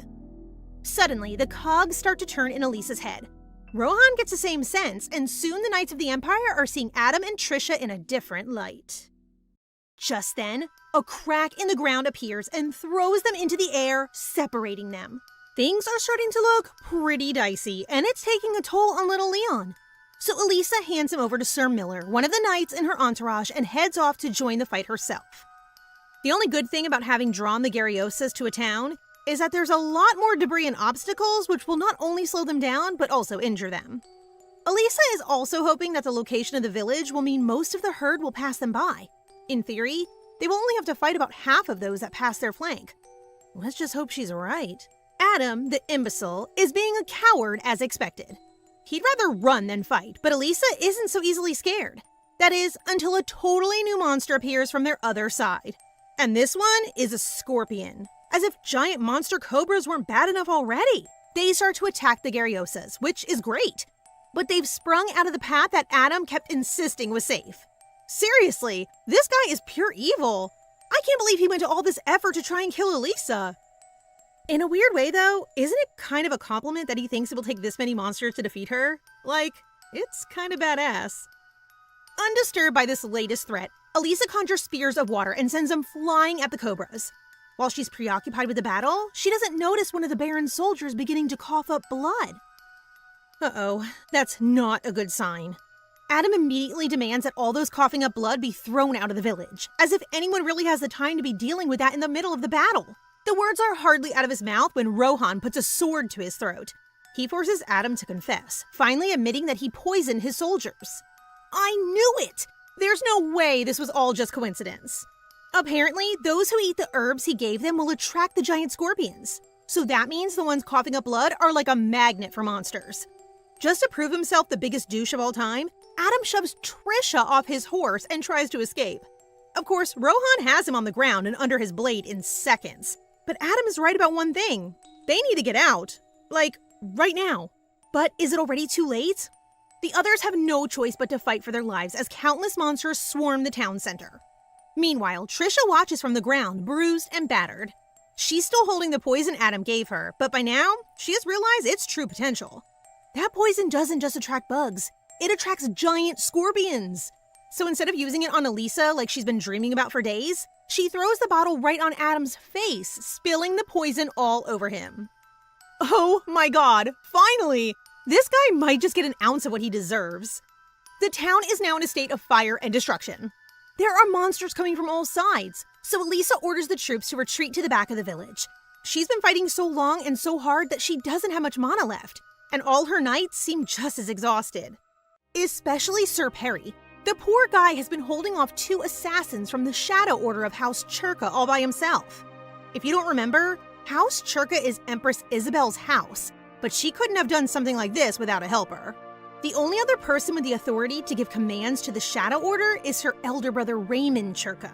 But why would Raymond get involved and engineer all this, halfway across the Empire, just to kill a consort? Well, he didn't. He was also after Rohan, the Emperor's favorite assistant and knight hated most by many nobles. Clearly, this trap was set for him.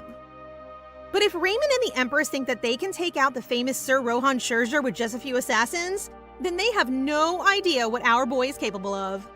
Although it seems like the plan wasn't mostly to tarnish their reputation. By luring monsters into the village, it would immediately be destroyed. And if they had followed Adam's instructions to run away, the assassins could have killed the villagers and knights, making it look like Elisha and Rohan used the village as bait to save their own necks. Although, I'm not sure how anyone ever expected them to get out of this mess alive. Elisha and the knights take care of the Shadow Order in no time, but they're really running out of stamina. The grateful villagers show them a safe route out of town, and soon Elisha is reunited with Leon. But just as the coast seems clear, a whole new horde of warriors appear on the horizon, headed straight for them. There's no way the knights can take on an enemy of that size, not after the fight they've already had. Elisha decides to take the lead, but Rohan orders her to stay back and let the warriors handle it. Come on, Rohan, do you know the Empress at all? When has she ever sat on the sidelines? Instead of listening to her knight, Elisha tells him to halt and raises her hand. With the very last of her mana, Empress Elisha summons a huge tidal wave that spans half the desert and sends it surging towards their enemies. Yeah, I'm starting to get the sense that Undine isn't such a low-level spirit as we thought. The mysterious desert riders are obviously pretty terrified to see a literal ocean advancing on their position. But they are rallied by their leader, a white-haired man with amber eyes, who slashes through the magic and leads the charge. It's not long before he makes it to Elisha. As soon as he's within reach, he leaps off his horse and greets her by calling her goddess. Well, she certainly is divine, but this seems like a slightly odd way to make a move, especially since the next second he is bearing down on her with his sword. Elisha's magic is way overextended by now. Her defense cracks, and then it's just the two of them. Rohan is only seconds behind, but curiously, the desert leader didn't attack Elisha when he had the chance. Maybe he really does think she's a goddess? Rohan and the leader, whose name is Shamir, do the dance of steel while the other tribesmen wait behind the wall of water, stalling until Elisha's magic runs out. Quickly analyzing the situation, the Empress interrupts their fight. She tells Rohan to go with the others and protect Leon. Clearly, these people are after her and they don't want her dead. So the only way anyone can get out of this alive is if she distracts them. Rohan doesn't want to leave her alone, of course, because he's a gentleman, but also madly in love with her, if you ask me. But he can see the logic in her strategy, so he follows her orders, throwing her a pearl pendant before he does. He says she must return that to him herself, and if she doesn't come back soon, he'll come looking. See? I told you! Madly in love with this guy. The next moment, she's gone, riding through the desert with Shamir and his tribe close behind. Eventually, Elisha is captured and placed in a wagon at the center of the desert people while they ride to wherever their tribe is based. The leader, Shamir, suddenly becomes cheeky and kind of adorable once she's been detained. He clearly wants to get her attention and keeps flirting with her, even though Elisa is her usual stoic self in return. When she tries to get him on her side and help her escape, he admits that he wouldn't dare because of their chief, a vicious and cruel man who is also a fearless warrior. Which is really saying something, since Shamir himself went up against Rohan for a while back there. If this chief guy is better than him, Elisa might be in trouble. He even warns her that the chief hates nobles and is very quick to anger. That's not good news, but it does tell Elisa something important. These people aren't part of the Chinkran faction, a group of desert nobles who often get into fights with the desert tribes. That also means they probably won't negotiate with the Empire or keep her as a hostage. So then, what do they want her for? Elisa has very little mana left and is in a dangerous situation. Clutching her pendant for comfort, she opens it to discover a pretty big emerald and a photo of Rohan with a woman who must be his mother. And that's sweet and all, but it makes her think of Leon, now miles away in a foreign land without his mother to protect him. Poor baby boy. He must be so scared. Outside the confines of her little wooden prison, word is spreading fast across the Empire of the monster attack and the Empress's capture. The whole mess is blamed on Trisha and Adam of the Schwiffel house, which is pretty convenient since they both died in that village. Everyone related to them was jailed for being guilty by association, which is kind of sad. I mean, the Baron was an idiot, but I don't think he had anything to do with treason. The good news is that the First Order of Knights have taken over his estate in the meantime, giving them a safe place to stay. Rohan told the Emperor immediately once they arrived, but he ordered the Knights to keep silent and hasn't put together any kind of search party so far. He's being useless as usual. But maybe that's a sign too? Maybe he had something to do with this whole desert mess as well?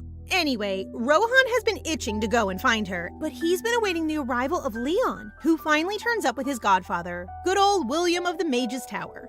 William tries to take Leon back to his tower, but Rohan flat out refuses. It gets real tense, real quick. William seems hellbent on taking the boy, promising to return him to Barossa and the Imperial Palace eventually. Yeah, right. That literally couldn't sound shadier. Clearly, he has faith that Elisa will return alive and well, and he wants to use her son as bargaining power to get the other half of that magical theory she's been keeping from him. He must be too stupid to figure it out himself. But if Rohan is standing in his way, there's not a lot William can do. It's not like he can fight him, not with his scrawny little body. So in the end, William leaves, and Rohan successfully delivers Leon back to the Imperial Palace. Asensio is the first person to greet him and immediately gives him a big, warm hug. Leon starts crying, apologizing to everyone for not being able to save his mother. But it's Rohan they blame for that. By they, I mean Asensio. Literally, just Asensio. Even though Rohan has been loyal to Elisa, from the Crown Prince's perspective, he serves the Emperor. He therefore can't be fully trusted, especially with Leon. Furious for Elisa's sake, he separates the boy from his knight, deciding to take matters into his own hands. It's so sad. I can see why he thinks that, but of course Rohan is trustworthy, and it must be killing him inside not to be able to fulfill his promise to Elisa to look after her son. Back in the desert, Elisa has finally arrived at the tribe's camp. She is greeted by this literal mountain of a man, who we assume is the chief. Not 2 seconds after meeting her, the chief slaps Elisa hard across the face. Whoa, what the heck, dude? Do they not teach you manners out in the desert? That's a literal empress you have on your hands. Apparently, the chief sees her as responsible for the death of his men, even though it was very much them who attacked her. He sends her straight to the prison, while he and Shamir have a little talk about their guest. As you might have been able to predict, this was mostly Shamir's idea. He wanted Elisa captured so that they could use her to find a water vein. After all, there's no one more in need of a water source than a desert tribe. Also, they seem to think of her as an incarnation of some kind of goddess named Sionil, a water deity worshipped by the desert tribes. They want to use her to unite the other tribes, and found out about the assassination plot after scouting the Schwiffel territory. Well, you could have come in sooner then, guys. Our girl nearly had her head bitten off by giant scorpions, for heaven's sake. The chief assigned Shamir the task of looking after the Empress. She will make an appearance at the next grand meeting of the tribe, so it's important that nothing happened to her until that time. It's his ultimate goal to unite the indigenous warriors against the Chinkran faction, and those who support them. Otherwise, during a drought like this, there's no way to survive. The only thing is that he's lied to the other tribe leaders about who exactly Elisa is. Not just a potential goddess, but the second empress of the feared Atian Empire. And for that reason, Shamir is disappointed in his leader. This is good, guys. If there are cracks in the tribe, then maybe there's hope for Elisa to escape. After his meeting with the chief, Shamir heads to the prison to visit their honored guest. He even brought her dinner, and a pretty nice one too. Is that French toast? While she eats what she can through the bars, Shamir asks the question on everybody's minds. Why hasn't the Emperor come looking for her? If he does, then Shamir will have to follow orders and stage her death, throwing a corpse near the territory of their enemies, the Cran Kingdom. Elisa guesses his plan before he's even said anything. She's just that smart. Since she's broken the ice, Shamir decides to be brutally honest and give her some advice. Their chief wants her to settle down and become his pawn, his very own water goddess. If she continues to be defiant, there's no guarantee they'll keep her alive, so he suggests she play along and not do anything stupid. Which is crazy. If this guy really knew anything about the Empress, he'd know that she has a young son she can't abandon. What mother would hear that and just put her feet up chilling in the desert? Elisa refuses his offer and sends him off. I have a feeling he might not be so nice the next time they cross paths. Back at the Imperial Palace, the Emperor has finally been doing something about the kidnapping and attempted assassination of his second wife. That Raymond Churka has been apprehended, and though he denies sending the Shadow Order after Elisa, the Emperor isn't buying it. He's also investigating the tribes of the Western Desert and trying to figure out which nobles would have any motive to harm the second Empress. As usual, it looks like Kato would rather pull strings from his throne than actually get involved himself. While he's having fun playing God, Lord Blemmer has been inquiring again and again about Elisa, offering to form the search party himself.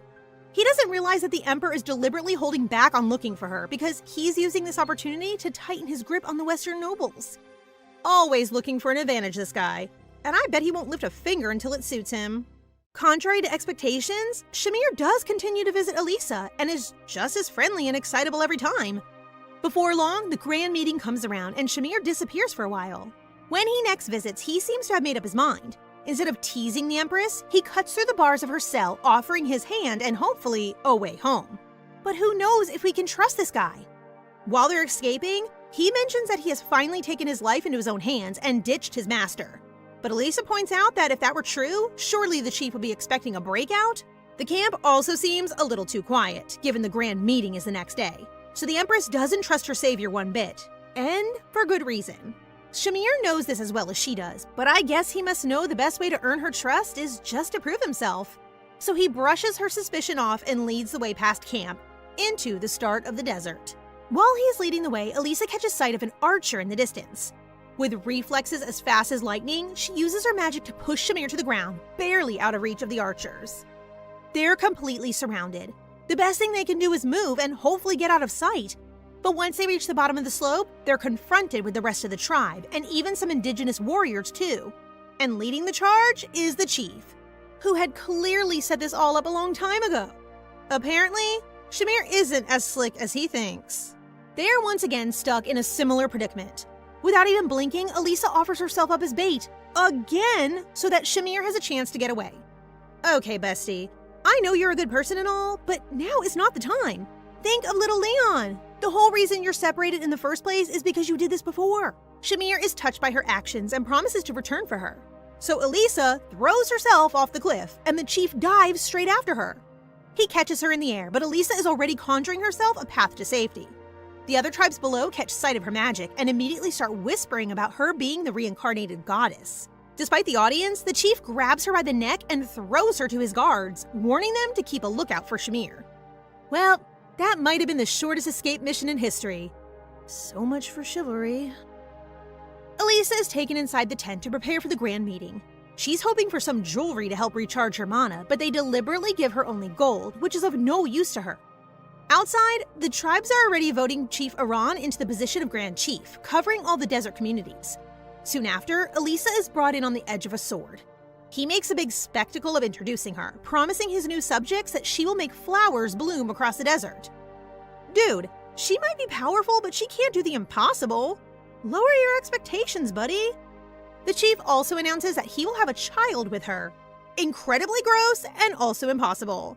And that child will become king of the desert. Talk about delusion. This guy is on another level. Following Aaron's bold proclamation, the rest of the chiefs finally voice a question. Does Sionel herself agree to this wedding? Finally, someone is appealing to reason and logic. But all the big man does is just laugh it off, dismissing their concerns.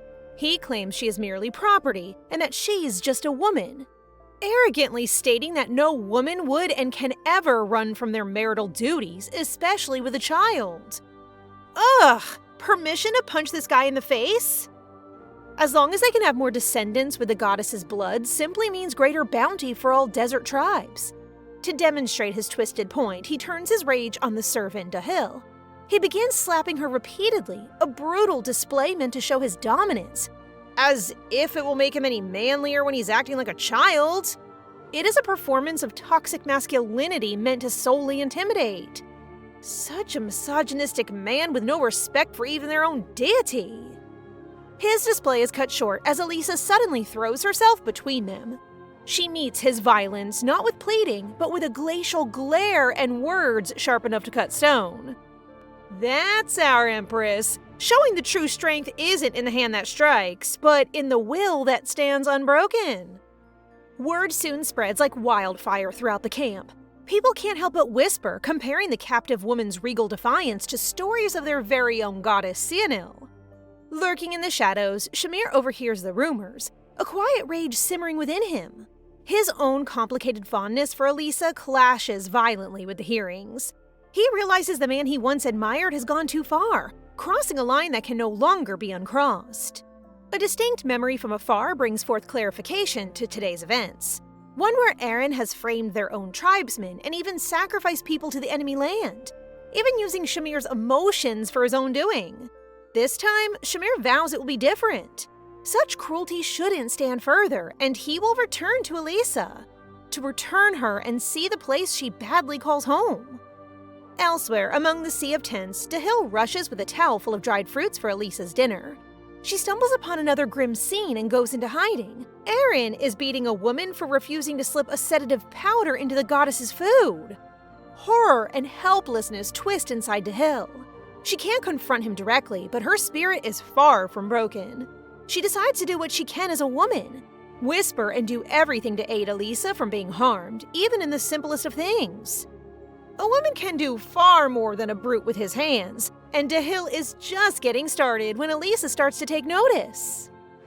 Upon scrutinizing Dahil's subtle but deliberate actions, Elisha waits for the right moment. She asks all the other servants to leave, isolating the tanned, dark-haired woman for a private interrogation. Dahil doesn't cower. She admits she interfered because she witnessed Elisha standing up for her during the grand meeting, a rare act of defiance that sparked something long dormant within her. The subtle but grand act of one woman protecting another creates an instant unspoken bond. This leads Elisha to ask the billion-dollar question. Does Dahil want to leave this place with her? I just love how women instinctively help other women. The only significant problem is the how. They are surrounded by a vast, unforgiving desert with no clear path to safety. Thankfully, Dahil reveals she knows a warrior who might help, and with his confession, a sad backstory unfolds. It turns out Dahil has a lover named Taro, but right now, she is about to be sent off to another tribe as a prize trophy for another warrior. What's up with all these tribemen who think they can possess women on a whim?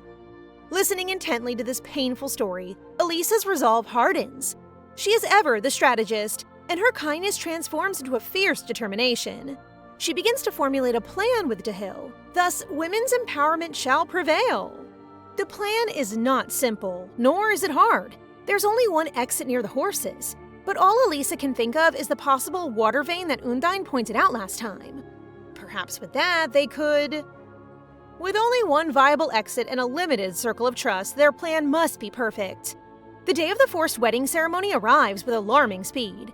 It is the very day they have chosen to make their escape from this shared hell. Dahil executes her part with nerve-wracking precision. Under the ploy of bringing bathwater for the goddess, she helps Elisha inside a large barrel, disguising herself among floating flower petals and leaves as if they were aromatic oils. The warriors guarding the tent are utterly clueless. Or perhaps they're simply simple-minded men who underestimate women's ingenuity? The first phase is a success. Now all they can do is wait for Taro's signal. Elsewhere, Aaron is growing listless and paranoid without Shamir by his side. Yet in his twisted, envious mind, he convinces himself Shamir's absence is for the best. The younger warrior was becoming too influential. A blasphemy that his jealousy winds through his veins despite the precious brotherly bond they used to have. This short, bitter reverie is violently cut short. A panicked warrior bursts in, reporting that the CNL's incarnation, Elisha, has disappeared. The camp erupts into immediate chaotic uproar. And that escalating chaos is precisely Taro's long-awaited go signal. Taking immediate advantage of the swirling chaos, the two women sprint towards Taro's location. Their path is suddenly blocked by a couple of wandering tribesmen. There's no time for stealth or negotiation. Without a flicker of mana to rely on, Elisha acts on pure instinct and skill.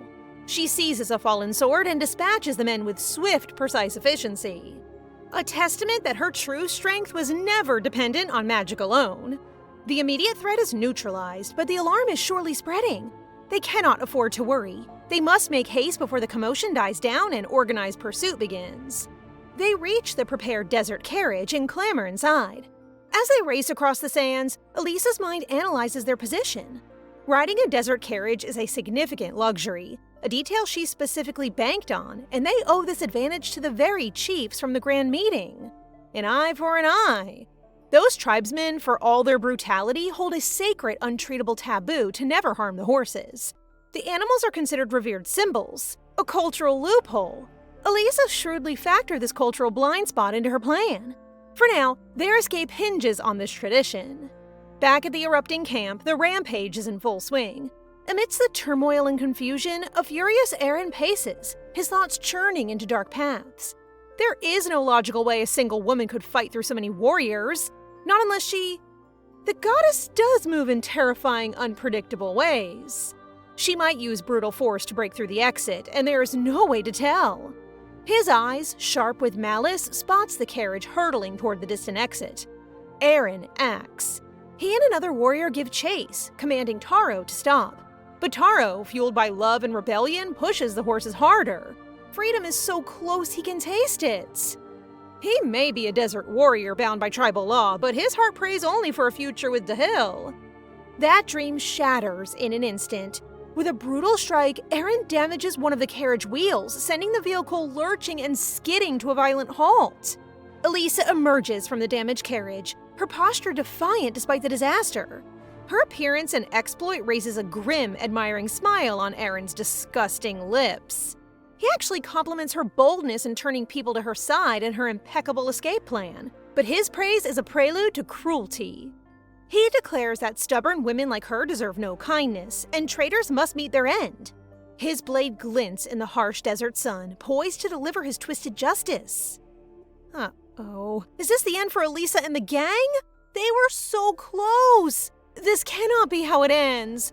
Shamir, where are you when we actually desperately need you? Surrounded by armed tribesmen, Elisha knows she must fight. She carves a path through the chaos, with Dahil and Taro clinging to her wake. Their survival depends on her momentum. There is no time to look back. She moves with fierce precision, but with no jewels to draw from, her magic depletes rapidly, draining her physical strength. Each sword swing costs more than the last. Then, Dahil's scream cuts through the clash of steel. It's a piercing reminder of the vulnerable people behind her. But Elisha cannot afford to look back. She has a singular consuming goal. Who cares what happens to a simple warrior and a lowly servant? All that remains is survival and returning to her children, Asensio and Leon. Then a searing memory assaults her. A teenage Leon, his face streaked with tears, rawly questioning if she was capable of a mother's love. The image is a brutal challenge. Is she willing to return to her son, drenched in the blood of people who were also trapped? Acting on an impulse deeper than strategy, Elisha whirls around and saves Dahil from an attacker. Why? Saving them isn't directly related to her sons, but a debt must be paid. They helped her, and she will not abandon them. As if answering her resolve, cruel luck twists into a bizarre blessing. The entire camp comes under a massive external attack. Chaos compounds. Seizing the opportunity, Elisha channels the last reserves from Rohan's pendant, unleashing a concussive wave to clear their path. It's their only chance.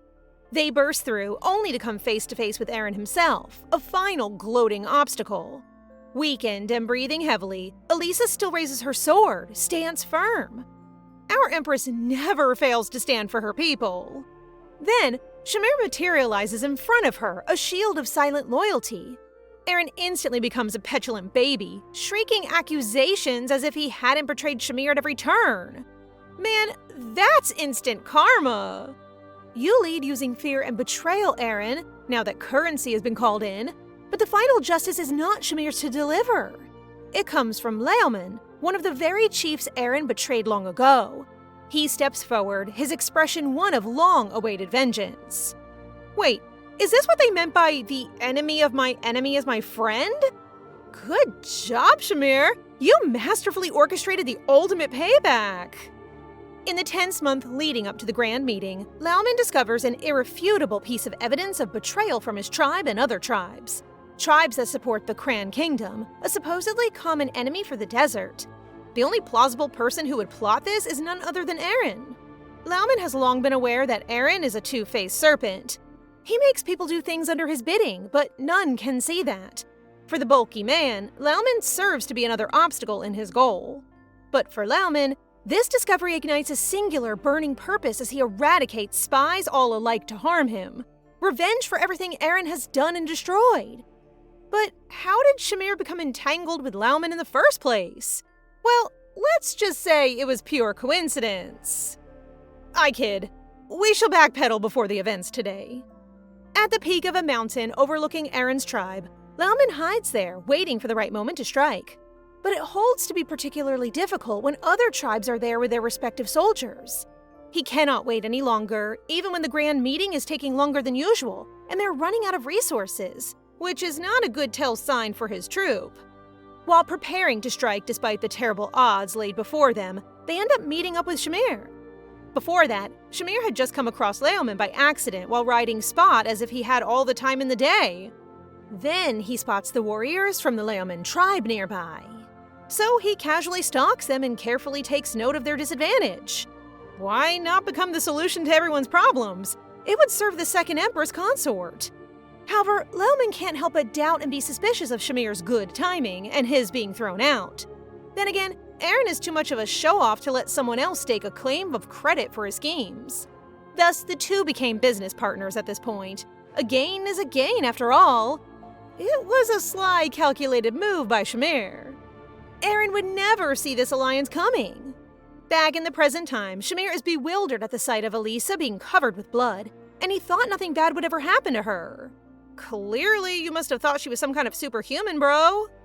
He tries to lighten the moment with a tease about her luring away the servants, but his intense gaze only makes Dahil and Taro cower, fearing they are nothing but burdens. Yet, if the two are not beside her, Elisha will have to resort to dangerous methods. Dangerous?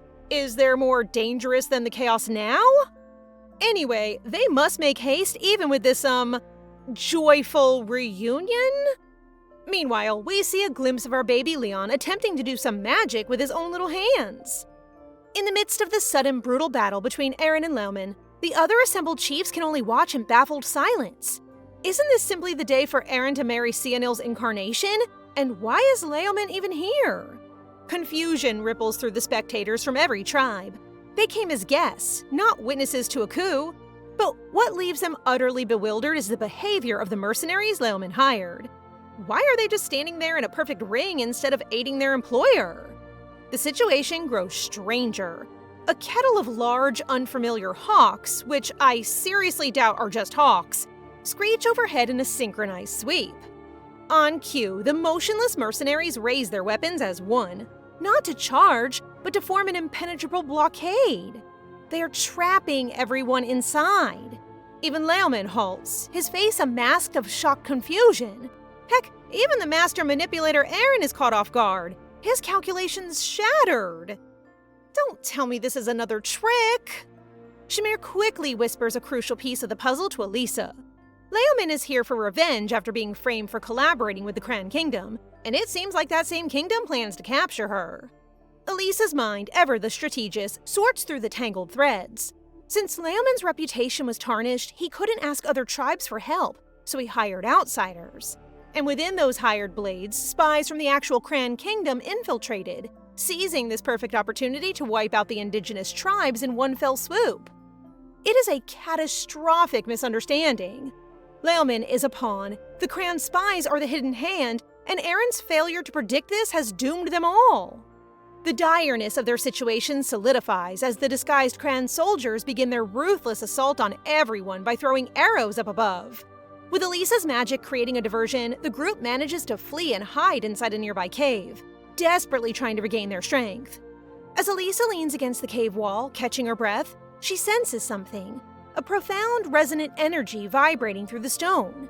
Using the last reserves in Rohan's pendant, she channels her remaining power into the wall. The rock shatters, not into dust, but into a breathtaking, glittering revelation. The cavern behind it is a hidden geode, its walls completely lined with pristine glowing crystal jades. Who knew a place infamous for having no jewels was hiding a fortune right under their feet? The luminescent light from the jade shines through the cave, and there's a sense of pure energy from within due to it being untouched. With this much jade, Elisa is able to make use of its mana to replenish her energy.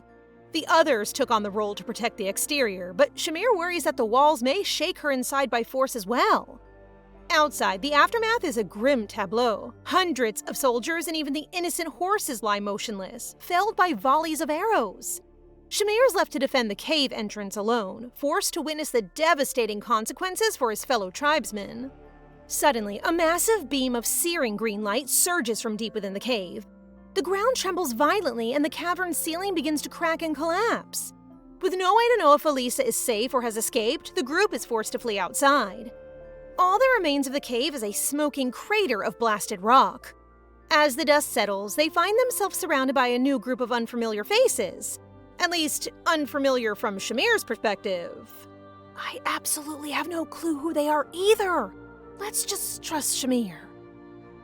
The man leading them is Far, the sharp-witted eldest son of the Hib tribe chief. He is not a man easily swayed by Shamir's cunning tongue. However, a new obstacle emerges.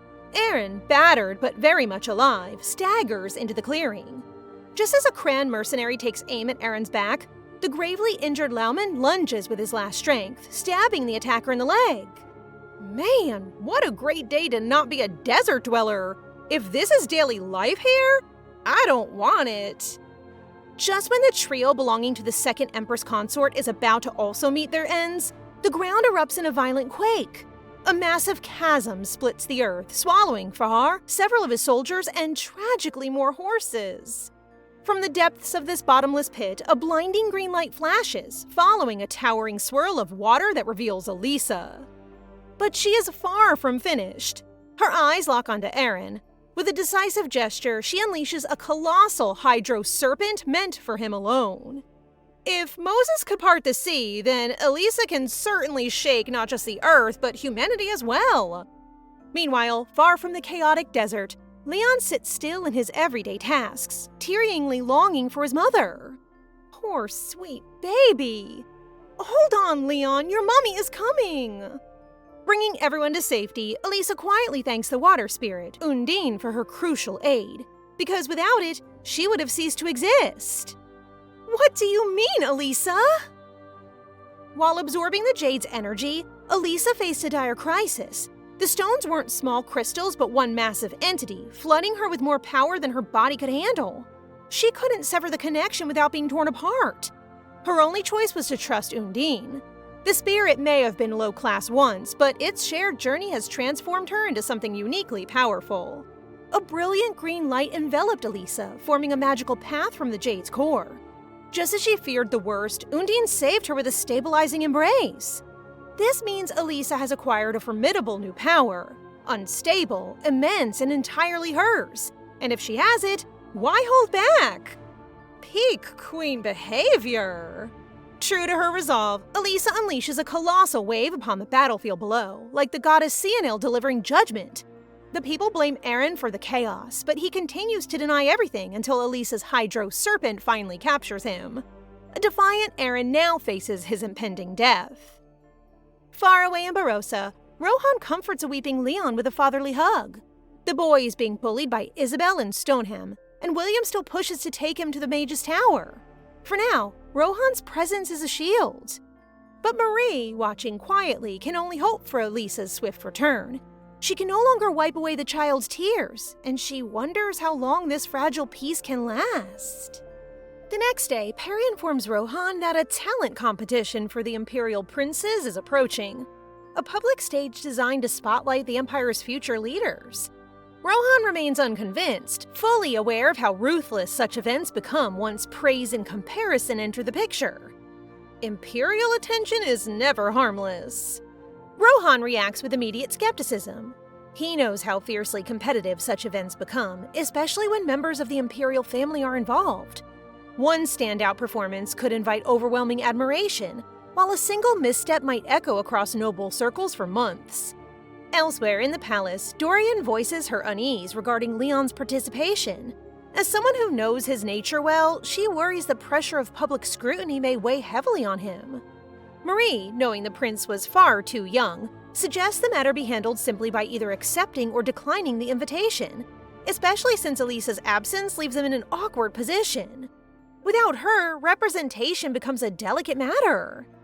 Dorian briefly considers whether Rohan could step in as a substitute, but Marie quickly dismisses the idea. Such a move would stir unnecessary rumors, possibly even a scandal. Only a consort or a direct relative of Elisa could reasonably take that role. Left with no clear solution, Dorian sighs and redirects her attention to Leon.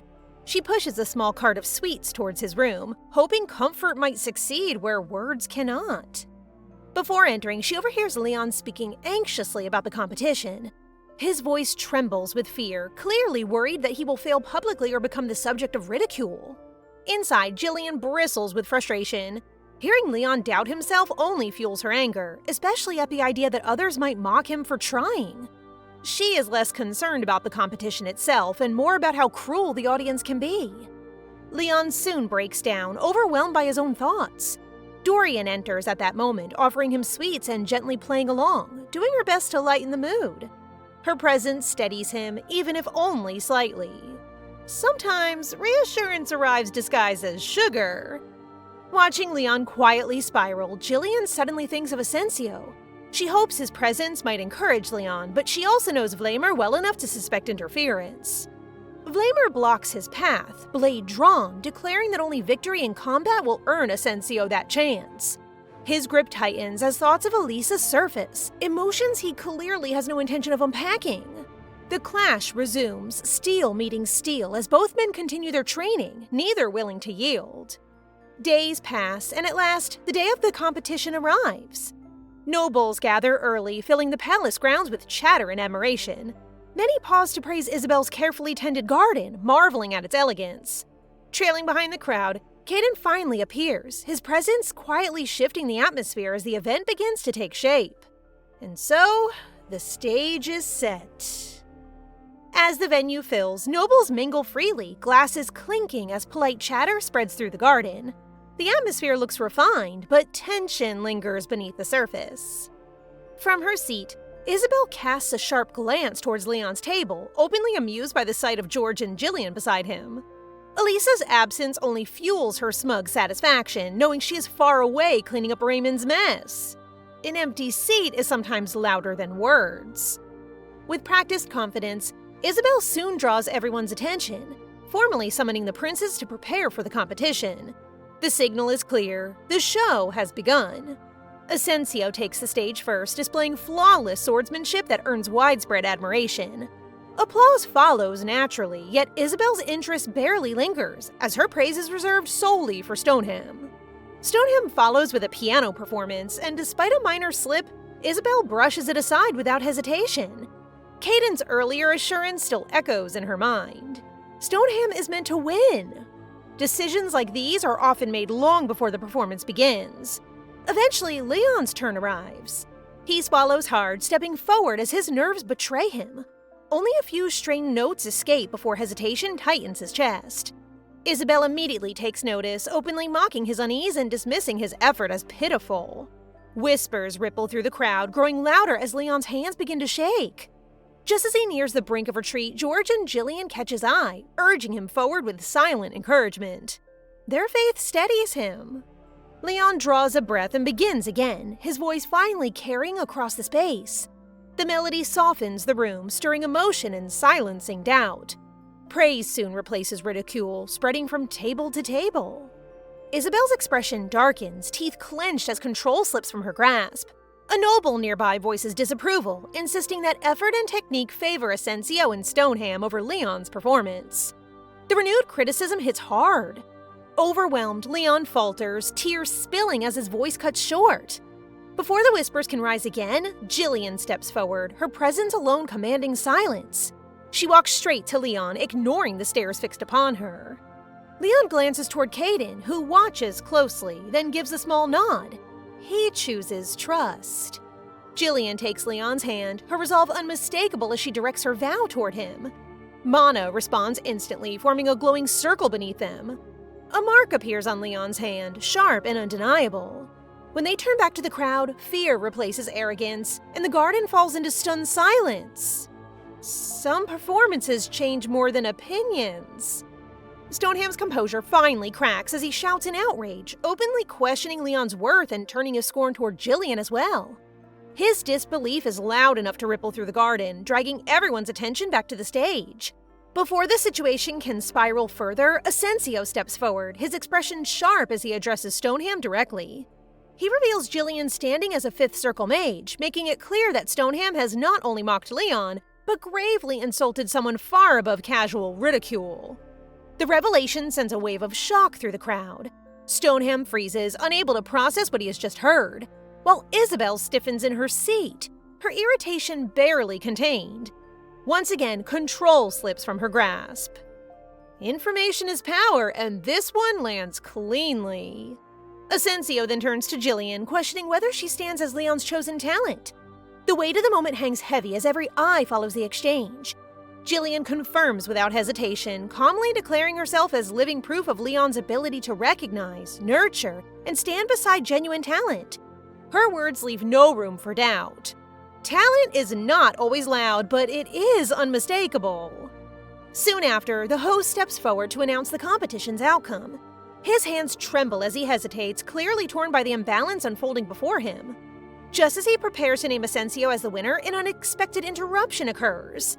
Asensio withdraws from the contention, his decision firm in public.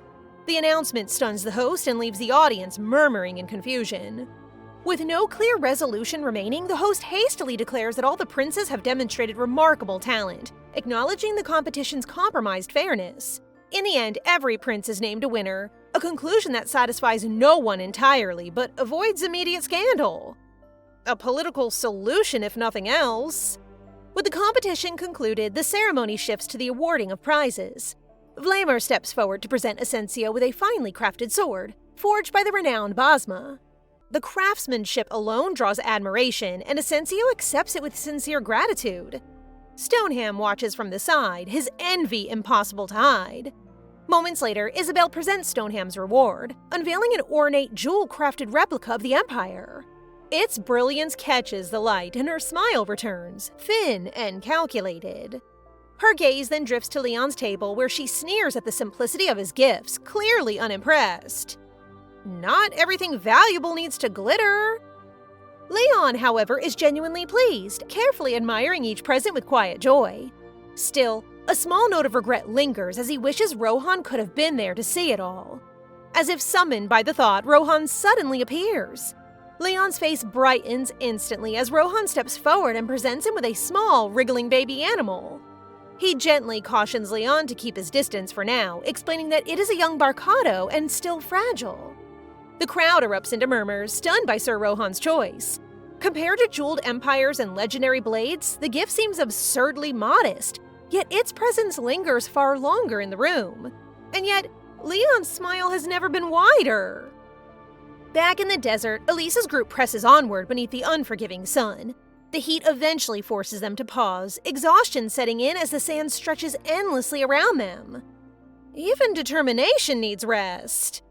As preparations begin to resume the journey, Shamir hesitantly asks Elisa if he may remain by her side once they return. His tone is almost hopeful, as if already imagining a place he does not yet belong to. Elisa shuts the idea down quickly, reminding him that the First Order and Rohan would likely deal with him before anything else, considering his role in helping her escape. The danger is real, and she refuses to soften it. Shamir, unfazed, shifts the topic instead, expressing his desire to play with Leon once they return. Elisha immediately rejects that notion, making it clear she does not want Leon anywhere near him. Shamir persists, wearing her patience thin. With a tired sigh, Elisha finally relents halfway. She tells him that if he wishes to remain at the palace, he must first fix his manners. Only then will she even consider allowing it. Growth before privilege. Their journey resumes, and soon the outline of the Schwiffel barony comes into view. The sight brings a sense of nearing safety, though Elisha remains cautious. As figures approach from the distance, the group continues forward, refusing to appear hesitant. A squad of knights soon rides towards them, having received word of a woman frightened by desert bandits traveling through the area.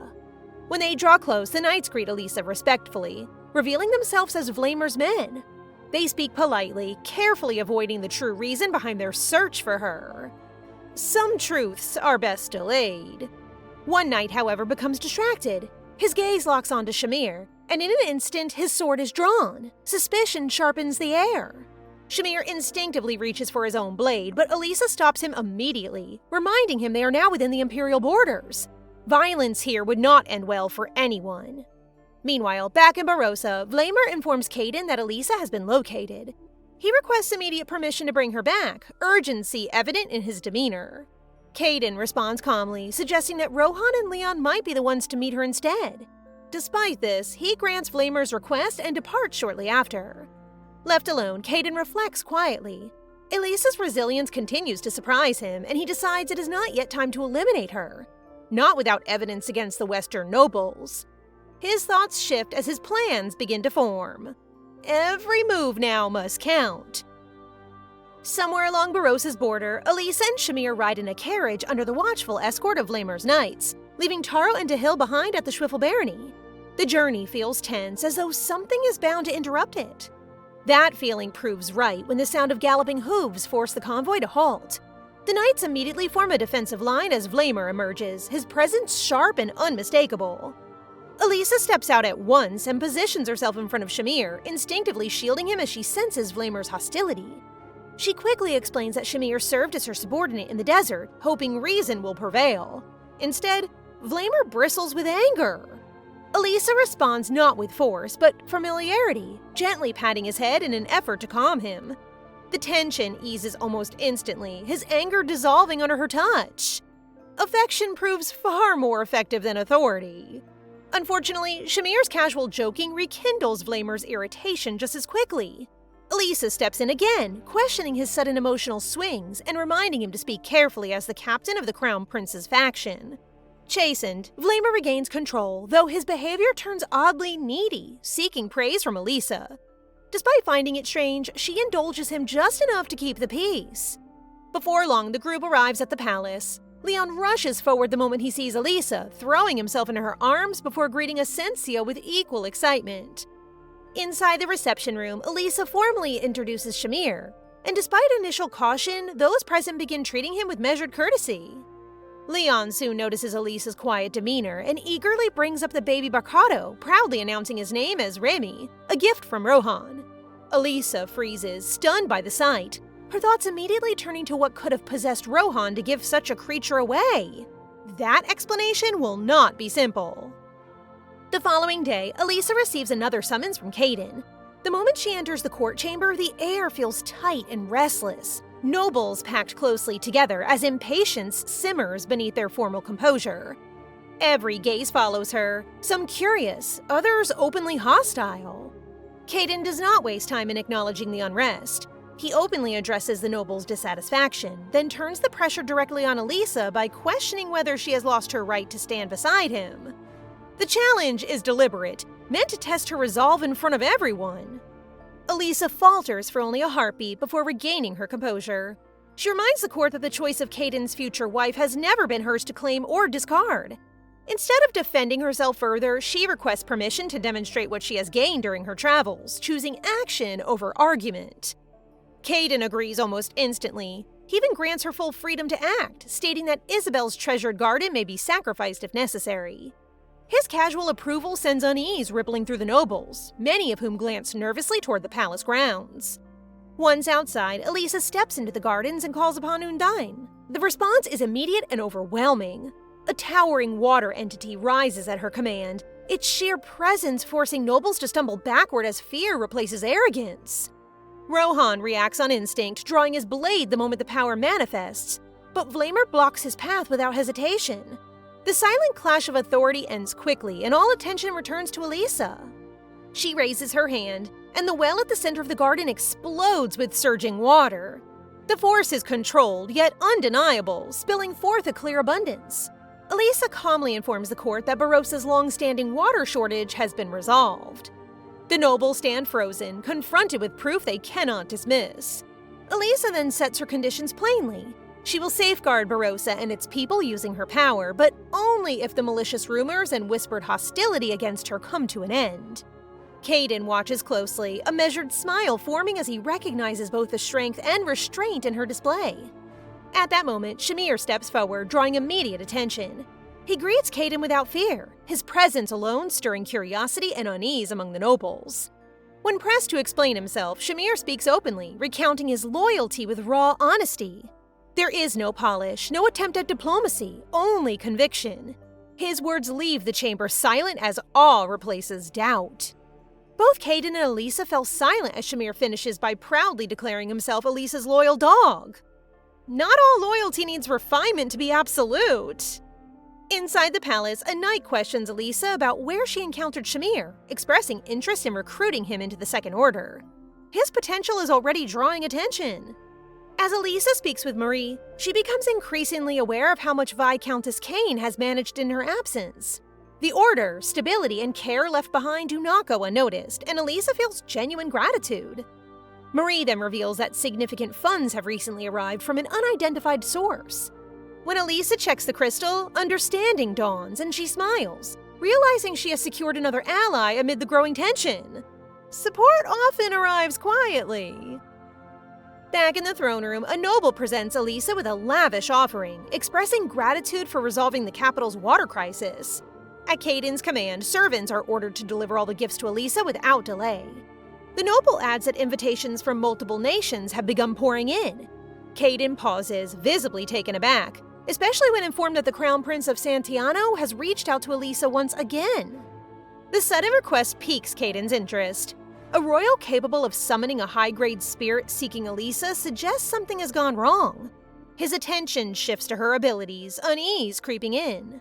Troubled, Kaden orders a deeper investigation into Elisha's powers, preparing for the possibility that her strength may one day turn against them. Later in the palace garden, Leon watches Remy with delight and asks Elisha for permission to let the baby Barcado out for a moment. She agrees without hesitation. The moment the cage opens, Remy darts out and bites Elisha's arm. Leon quickly pulls the creature away, apologizing in panic. Ignoring the sting, Elisha gathers Leon into her arms along with Remy, gently soothing them both. She praises Leon's kindness, her calm presence easing the moment. Compassion leaves a stronger mark than pain. Their quiet family moment is abruptly interrupted when Marie and Dorian rush in, breathless, calling out to Elisha with urgency. Kaden is on his way. After receiving word from Marie and Dorian, Elisha meets Kaden, greeting him calmly and asking the purpose of his sudden visit. She keeps her composure, yet the space between them feels heavy, as though the air itself is bracing for conflict.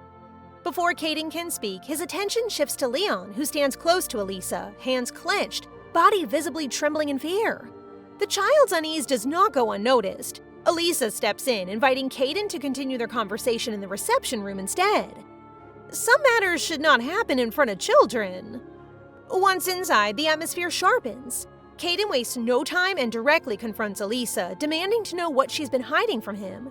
His gaze is steady, probing, as though already convinced she holds something dangerous. Elisha remains silent, unwilling to reveal the truth behind her return. The fractured future she remembers, or the knowledge that could upend everything. Silence becomes her shield, even as the pressure mounts. Rather than growing frustrated, her refusal to speak only sharpens Kaden's interest. He shifts tactics with a calculated move, proposing restrictions under the guise of honor, by nominating Elisha as a candidate for the title of Empress. The offer leaves Elisha stunned, and she immediately rejects it. Kaden merely smirks, fully aware that such a nomination would entangle not only her, but also Asensio and Leon, dragging them into inevitable conflict.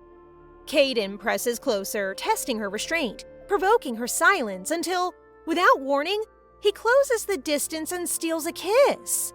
The act is swift and intentional.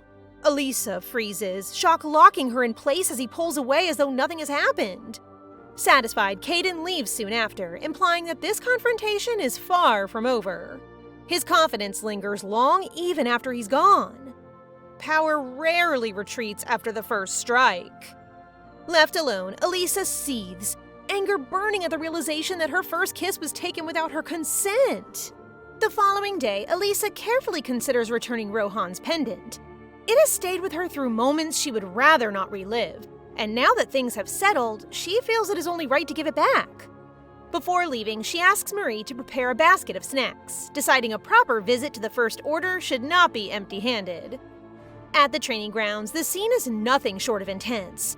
Knights stumble, panting and bruised, clearly pushed to their limits by Rohan's relentless one-on-one drills. Their instincts scream survival more than improvement, and frankly, it shows. Training under Rohan is less about learning and more about enduring. Elisha's arrival becomes an unspoken rescue. The knights straighten instantly, relief flashing across their faces as Perry greets her with open enthusiasm. He barely hides his hope that she might linger, mostly for the sake of everyone's well-being. With Elisha present, Rohan's terrifying focus seems slightly dulled, and that alone feels like a miracle. Not long after, Elisha invites Rohan and the knights to share the snacks she brought. The atmosphere softens as food is passed around, fatigue giving way to grateful silence. Elisha uses the moment to thank Rohan for stepping in during her absence, especially for helping Leon care for Remy. She describes Remy with affectionate exaggeration, calling him something soft and fluffy, which prompts Rohan to repeat the phrase with his usual seriousness. The contrast is absurd enough to make Elisha laugh. The sound surprises even her, and for a brief moment the tension dissolves. Rohan watches her closely, unaware that her smile alone manages to steady something restless inside him. It is a small moment, but it lingers longer than expected. Once Elisha regains her composure, she shifts to the real reason for her visit. She apologizes and returns Rohan's pendant, now visibly damaged. Guilt weighs on her as she explains herself, especially when Rohan accepts it without hesitation. He does not question the damage or express disappointment. Instead, he makes it clear that the pendant served its purpose. Elisha thanks him sincerely, admitting that it helped her more than she anticipated. She offers to replace it, unwilling to let the matter end without some form of amends. Rohan, however, sees no need. To him, the pendant remains unchanged in value, wear and tear included. Some things matter because of where they've been, not how they look. Time passes quickly after that. As Elisha prepares to leave, exchanging farewells with the knights, a familiar presence appears. Vamer arrives unannounced, his irritation barely concealed. He clearly had plans of his own and does not bother hiding his displeasure at finding her here. Elisha calmly suggests they meet later at the palace, hoping to ease his mood. Vamer instead insists they must first take care of unfinished business at the Mergen domain. The mention alone seems to drain the color from Elisha's face. She suddenly falters, her body giving in before her mind can react. Rohan catches her instinctively, steadying her before she can fall. The contact is brief, but it is enough. Vamer's jealousy flares immediately. He demands Rohan step away, the air between them tightening as neither backs down. Elisha barely registers the rising tension, her thoughts spiraling instead. She recognizes this moment all too well. The timing, the place, the people involved. The event that once set everything wrong into motion has finally arrived again. Elisha spends the journey lost in thought, replaying everything that has unfolded so far. The timing troubles her most, as the Mergen domain is supposed to come later, not now, not like this. Still, one thing is certain to her. Whatever awaits there must be stopped before it harms the people she cares about. The weight of her thoughts slowly shows. Vamer notices the shift in her mood almost immediately, his gaze lingering longer than usual. Elisha dismisses it with ease, unwilling to involve him in worries she's not ready to explain, and continues on toward the palace. The palace gardens are quiet, but the tension follows them there. Vamer, clearly unsettled, finally voices his jealousy and questions her visit to the First Order. Elisha does not entertain the subject, steering the conversation toward matters she deems more urgent. She refuses to let the past derail what still can be fixed. Vamer does not let it go.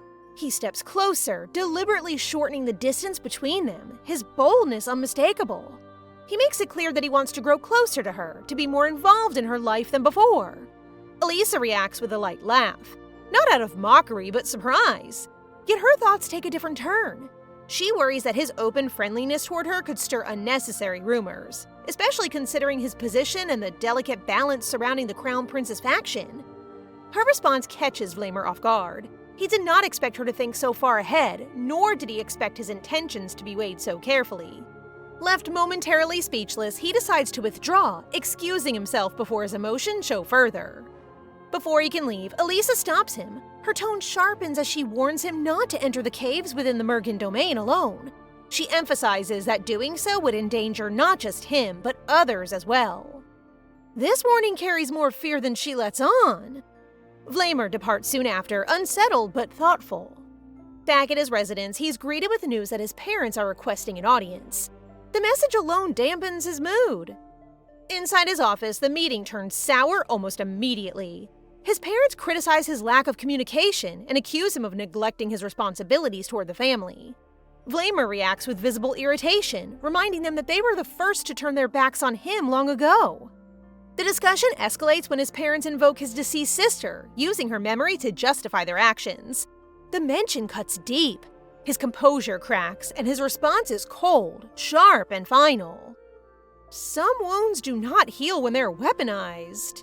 Vamer no longer wishes to hear excuses wrapped in grief. With a firm decision, he dismisses them outright, severing what little connection remains between them. He resolves in that moment to no longer associate himself with people who only acknowledge him when it suits them. As silence fills the room, Vamer stands alone, burdened by fractured loyalty, unspoken resentment, and a warning he cannot quite forget. Somewhere beyond the palace walls, the Mergen domain waits, and with it, the danger Elisha is desperately trying to prevent. The central faction remains impartial, loyal only to the Emperor's commands, indifferent to personal ambitions. Recently, House Fontana earned immense recognition and respect for their accomplishments. But with Vamer severing all ties to his family, their status becomes uncertain, and their future influence could falter without his support. Even strong houses can crumble when alliances shift. After ending his call, Vamer retreats to his private quarters. Alone, he reviews the events surrounding his sister's death, recalling every detail with painful clarity. Guilt claws at him with each memory, and he can't shake the sense that somehow he should have done more. The burden of responsibility sits heavily on his shoulders, leaving him restless and unsettled. Meanwhile, back in the palace garden, Elisha focuses on training Remy. Determined to instill some discipline, she commands him to follow her instructions. But the little cotton fluff is far from obedient, ignoring her at every turn. Even repeated attempts to guide him fail, and eventually, in a cheeky act of defiance, Remy bites her finger. Elisha flinches, caught between frustration and amusement. Her sudden scowl startles Remy, whose eyes widen in fear, immediately softening and retreating closer to her for comfort. The tiny pet's rebellious streak meets its match in Elisha's firm presence. Leon arrives at that exact moment, having finished his studies for the day. Curious, he asks what Elisha was doing with his pet, noticing the tiny chaos surrounding them. She explains, recounting the playful yet defiant behavior that led to the bite. Seeing Remy still clinging to her finger, Leon steps forward, gently but firmly taking him from her grasp. He warns the pet to behave, though his voice carries none of the anger Elisha felt. Leon smiles, happy to witness their growing bond, and proudly presents a delicate blue flower he picked. The flower reminds him of Elisha, symbolizing his desire for their family's happiness. He expresses a quiet wish to live peacefully with his mother, treasuring the warmth of their reunion. Hearing his innocent plea, Elisha's heart quivers. Memories of the past life flash through her mind, a painful reminder of the time she had lost him. Tears well in her eyes, and she lets them fall freely as Leon reaches for her hand. His small fingers grasp hers with quiet determination, silently wishing someone would care for her as much as she cared for him. Even the strongest hearts can break at the sight of those we hold most dear. Later, Elisha sorts through letters she has received over the past weeks. Each one carries requests, invitations, and urgent messages, but she refuses them all, tossing them aside one by one. Her mind is elsewhere, focused on the safety of those she cherishes. Outside the window, she notices a growing crowd, people pressing forward in hopes of catching her attention, their faces full of expectation and curiosity. Her thoughts are interrupted when Dorian bursts into the room, breathless but excited, announcing that a guest has arrived waiting to see her. The sudden intrusion shifts the atmosphere, signaling that another thread of fate is about to weave into her already tangled life. Waiting in the palace is Princess Jalen, her presence immediately thickening the air. She greets Elisha with a bitter smile upon hearing that Elisha is now a candidate for the Empress title. Beneath her polite words, tension simmers as she claims she only wants to visit when convenient, masking a sharp edge of rivalry. First impressions never lie, and Jalen's is anything but friendly. Elisha is taken aback by how familiar Jalen seems with Isabel, sensing a closeness she hadn't anticipated. But Jalen's loyalty is selective, following only Kaden's interests, indifferent to personal bonds. Elisha frowns, realizing that appearances can be deceiving, and prepares herself for the confrontation. Jalen's questions grow pointed, almost invasive, prompting Elisha to respond firmly. She draws a line, stating clearly that her relationship with Rohan has always remained professional, leaving no room for assumptions. Her directness unsettles Jalen, who hadn't expected such resolve. Elisha's confidence is a shield, strong enough to hold against royalty. Jalen glances around, noting the palace's quiet grandeur, then exits with a glare that could pierce stone. She remarks that her visit was only because she had to, her eyes flicking meaningfully toward Elisha before turning away. Each step echoes in the hall, leaving behind a trail of unspoken hostility. As she passes, Dorian holds Remy, who watches her warily. The little fluff hisses, expressing an instinctive dislike, which Jalen notices before moving on. Her scorn lingers even as she exits the palace gates, leaving an uneasy silence behind. Even the smallest observers seem to sense danger. Far beyond the Empire, a woman races desperately on horseback, a child clutched tightly against her chest. Behind them, a furious crowd of enemies presses closer, their shouts and hooves forming a relentless drum of pursuit. Her guards split off, drawing the attackers away and creating precious moments for the family to flee. The woman pushes forward, ignoring the stinging wind and exhaustion, focused solely on safety. Her grip tightens around a letter, the fragile paper her only hope of reaching Rosie. Every turn of the horse carries her closer to sanctuary, yet the urgency of the chase never fades, and every heartbeat counts. Knights behind her fight with precision and courage, forming barriers and setting traps to slow the pursuers. The enemy's numbers are great, but discipline and strategy allow the group to hold their ground long enough. The woman's mind races as she navigates through the forest, planning each next move, her resolve unshaken. Despite fear gnawing at her, hope shines in the thought of reaching Rosie. The child in her arms shift, sensing the tension but trusting the adult's guidance. Each galloping step is a small victory, a defiance of the danger that shadows them relentlessly. Finally, the open plains come into view, and the woman's determination strengthens. The letter, her only lifeline to the next stage of their journey, feels heavier in her hand, laden with both expectation and desperation. She urges her horse onward, knowing that reaching Rosie could change everything for the family's future. Even in the darkest chase, purpose fuels the ride. Elisha meets up with Kaden in the palace gardens, greeted by his familiar, confident presence. He takes her hand and leads her through the sprawling estate he has prepared for her, showing off each corner with a mix of pride and possessiveness. Despite the grandeur, Kaden reminds her that she is still part of his plans, a tool to be used, though his tone hints at an unexpected warmth. There's always a hint of game beneath his gestures. They settle at the gazebo overlooking the palace grounds, where a gentle breeze ruffles Elisha's hair. Conversation drifts to potential enemies she might face, and Kaden's sharp gaze lingers on her reactions as she considers her options. Each word is measured, both aware that alliances and rivalries could shift with the slightest misstep. Kaden's curiosity breaks the silence suddenly. He asks what Elisha discussed with Vamer, eyes narrowed with subtle suspicion.